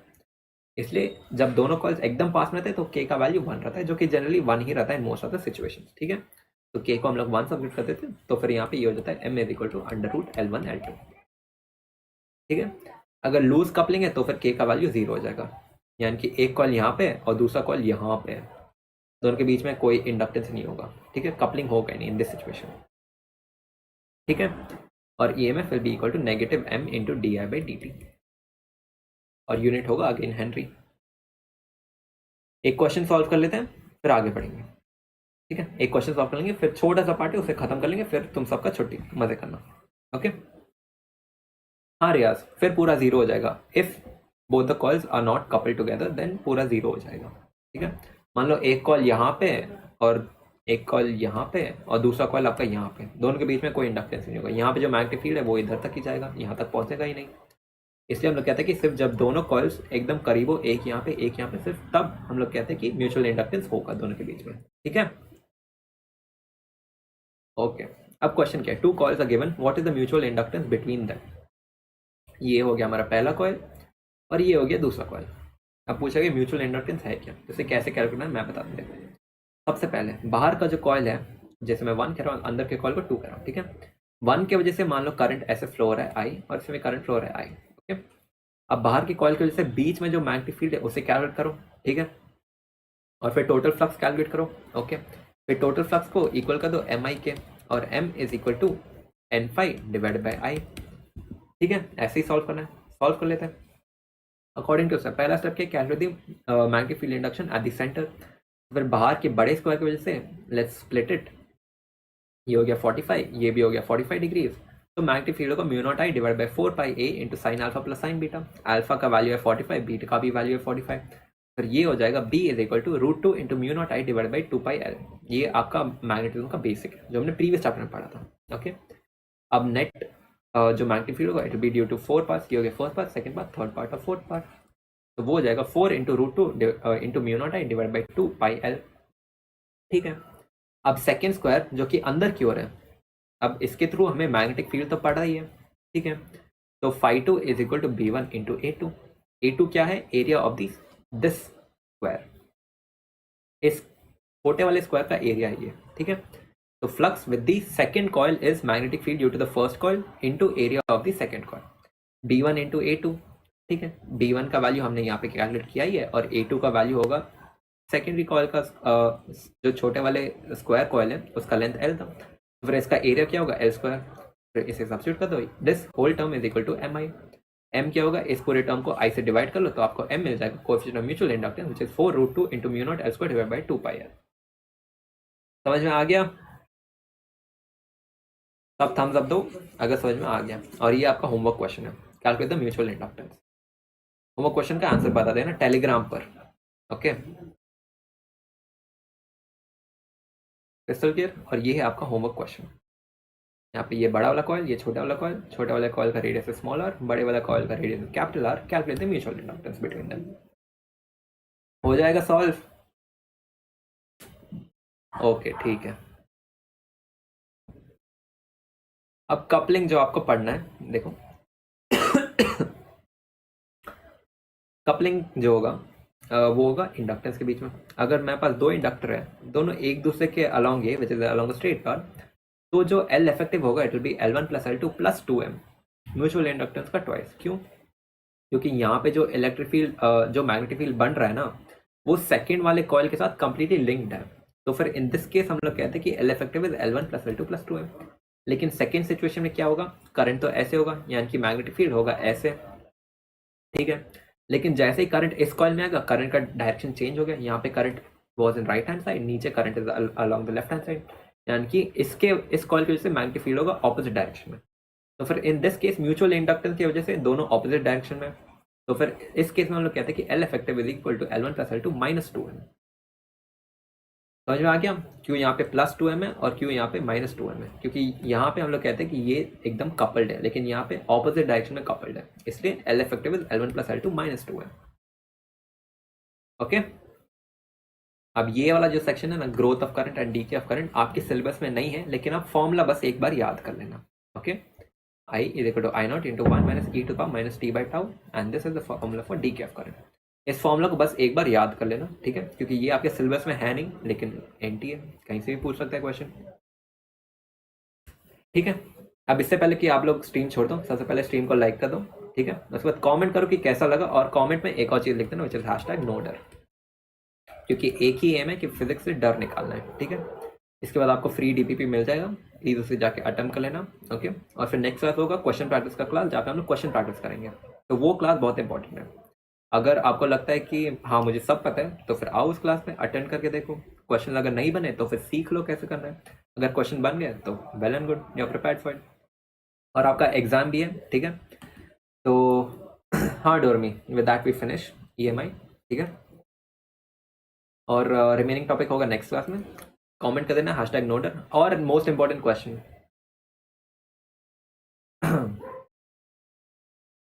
अब्लिप्सा AC और EMI भी छोटे छोटे चैप्टर थे, वो भी जल्दी खत्म होगा। हाँ हाँ अब्लिप्सा जल्दी खत्म होंगे। हमारा एम ये कि इस मंथ के अंदर हम लोग ऑप्टिक्स तक पहुंच जाएं, ठीक है। तो फिर ये बता दो कि क्या तुम्हें 18 और 19 को जो मैंने कहा था एक गूगल मीट, जहाँ पे मैं बताऊंगा कि टेस्ट के बाद कैसे इंप्रूव करना है फिजिक्स में। Maximum number of students will be 15, ठीक है। सिर्फ 15 स्टूडेंट्स को मैं लूँगा, ताकि मैं पर्सनली इंडिविजुअली आपको गाइड कर सकूँ कि आप कहाँ पे गलत कर रहे हो और कैसे इंप्रूव करना है। क्या आपको ये वाला गूगल मीट चाहिए? Do you want this Google Meet? बताओ, you want it? Google Meet चाहिए 18 और 19 को, जहाँ पे मैं बताऊंगा कि पोस्ट टेस्ट कैसे इंप्रूव करना है। अगर मीट चाहिए तो फिर टेलीग्राम पे मैं एक पोल डालूंगा, ठीक है। वहाँ पे टिक कर देना कि हाँ मुझे चाहिए, और फिर कमेंट में लिख देना अपना नाम, ताकि मैं उस दिन आपको अलाउ कर पाऊँ, ठीक है। सिर्फ 15 स्टूडेंट्स मैक्सिमम मैं लूँगा, ठीक है, ताकि मैं आपको पर्सनली गाइड कर सकूँ कि कहाँ पे गलत हो रहा है, कैसे इंप्रूव करना है। और उस गूगल मीट में मैं ये भी कहूँगा कि पोस्ट टेस्ट कैसे इंप्रूव करना है, ओके, ठीक है ना। तो स्ट्रीम लाइक कर देना, कमेंट कर देना हैशटैग नो डर, ओके। और फिर 18 और 19 का मैं कंफर्म करके आप सबको बता दूंगा, ठीक है। और जस्ट इन केस अगर कोई नया बच्चा है तो फिर आपको मैं बता दूं पर्सनल मेंटरशिप के बारे में। सबसे पहले अगर आप, इसका इनिशियल प्राइस था 5000, लेकिन फिर प्राइस हमने डिक्रीज कर दिया टू 3999। आप अगर मेरा कूपन कोड यूज़ करोगे HITSH4, आपको मिलेगा अप टू 1000 रुपीज़ ऑफ। अब आप बोलोगे कि क्यों ये यूजफुल है पर्सनल मेंटरशिप? सबसे पहले आपको मिलेगा 1-on-1 interaction from top most AIIMS and top colleges of India, जैसे MAMC हो गए, जिपमर हो गए, एंड अदर कॉलेजेस, AFMC। आप कॉलेज का नाम लो, वहाँ से मेंटर है हमारे पास, ठीक है, टेंशन मत लो। ये मेंटर आपके साथ हमेशा कांटेक्ट में आएगा थ्रू वीडियो कॉल, टेक्स्ट या फिर नॉर्मल कॉल, ठीक है। और आपको मिलेंगे premium exclusive lectures, NCERT line by line question bank भी मिलेंगे, 30,000 प्लस क्वेश्चन मिलेंगे आपको, प्लस टॉपर के हैंडमेड नोट्स, ठीक है, ओके। इसके साथ साथ आपको मिलेंगे लाइव रैपिड फायर राउंड भी, ठीक है। अगर आप कूपन कोड यूज करोगे HITSH4, आपको मिलेगा अप टू 1000 रुपीज़ ऑफ। तो this is a good deal for you. आपको 30,000 क्वेश्चन मिल रहे हैं, आपको मेंटर मिल रहा है, 1-on-1 इंटरेक्शन के साथ, डेली टारगेट DPP मिलेगा, सब कुछ वो गाइड करेंगे आपको। तो और क्या चाहिए? बस है ना, it's very sufficient to crack NEET with good flying colours, okay. तो कूपन कोड है HITSH4, आपको मिलेगा अप टू 1000 रुपीज़ ऑफ, ठीक है। And with that we finish EMI for today, और मिलते हैं अगले लेक्चर में। And all the best for your test guys. I hope you all perform well, ठीक है। All the best for your test, क्योंकि नेक्स्ट टेस्ट में या तो इम्प्रूव करना है, अगर अच्छे मार्क्स आ रहे तो फिर मेंटेन दोज गुड मार्क्स, अगर बुरे मार्क्स आ रहे तो फिर इम्प्रूव करना है, ठीक है। छोटा इंप्रूवमेंट हो या बड़ा improvement, that does not matter, बस इम्प्रूव करना है, ठीक है। हर एक स्टेप के साथ, हर एक टेस्ट के साथ इम्प्रूवमेंट चाहिए, ओके, ठीक है। That we finish today's lecture, और मैं आपको गूगल मीट के बारे में और बता दूंगा टेलीग्राम पर, ठीक है। और डीपीपी आपको मिल जाएगा, प्लीज सॉल्व कर लेना DPP, okay. And question practice वाले क्लास में भी अटेंड करना, ओके, ठीक है guys. With that we finish today's lecture, मिलते हैं अगले लेक्चर में। All the best for your test, I hope you all do great in your test, okay. Comment कर देना #नोडर एंड स्ट्रीम लाइक कर देना, ओके। मिलते हैं अगले लेक्चर में, बाय।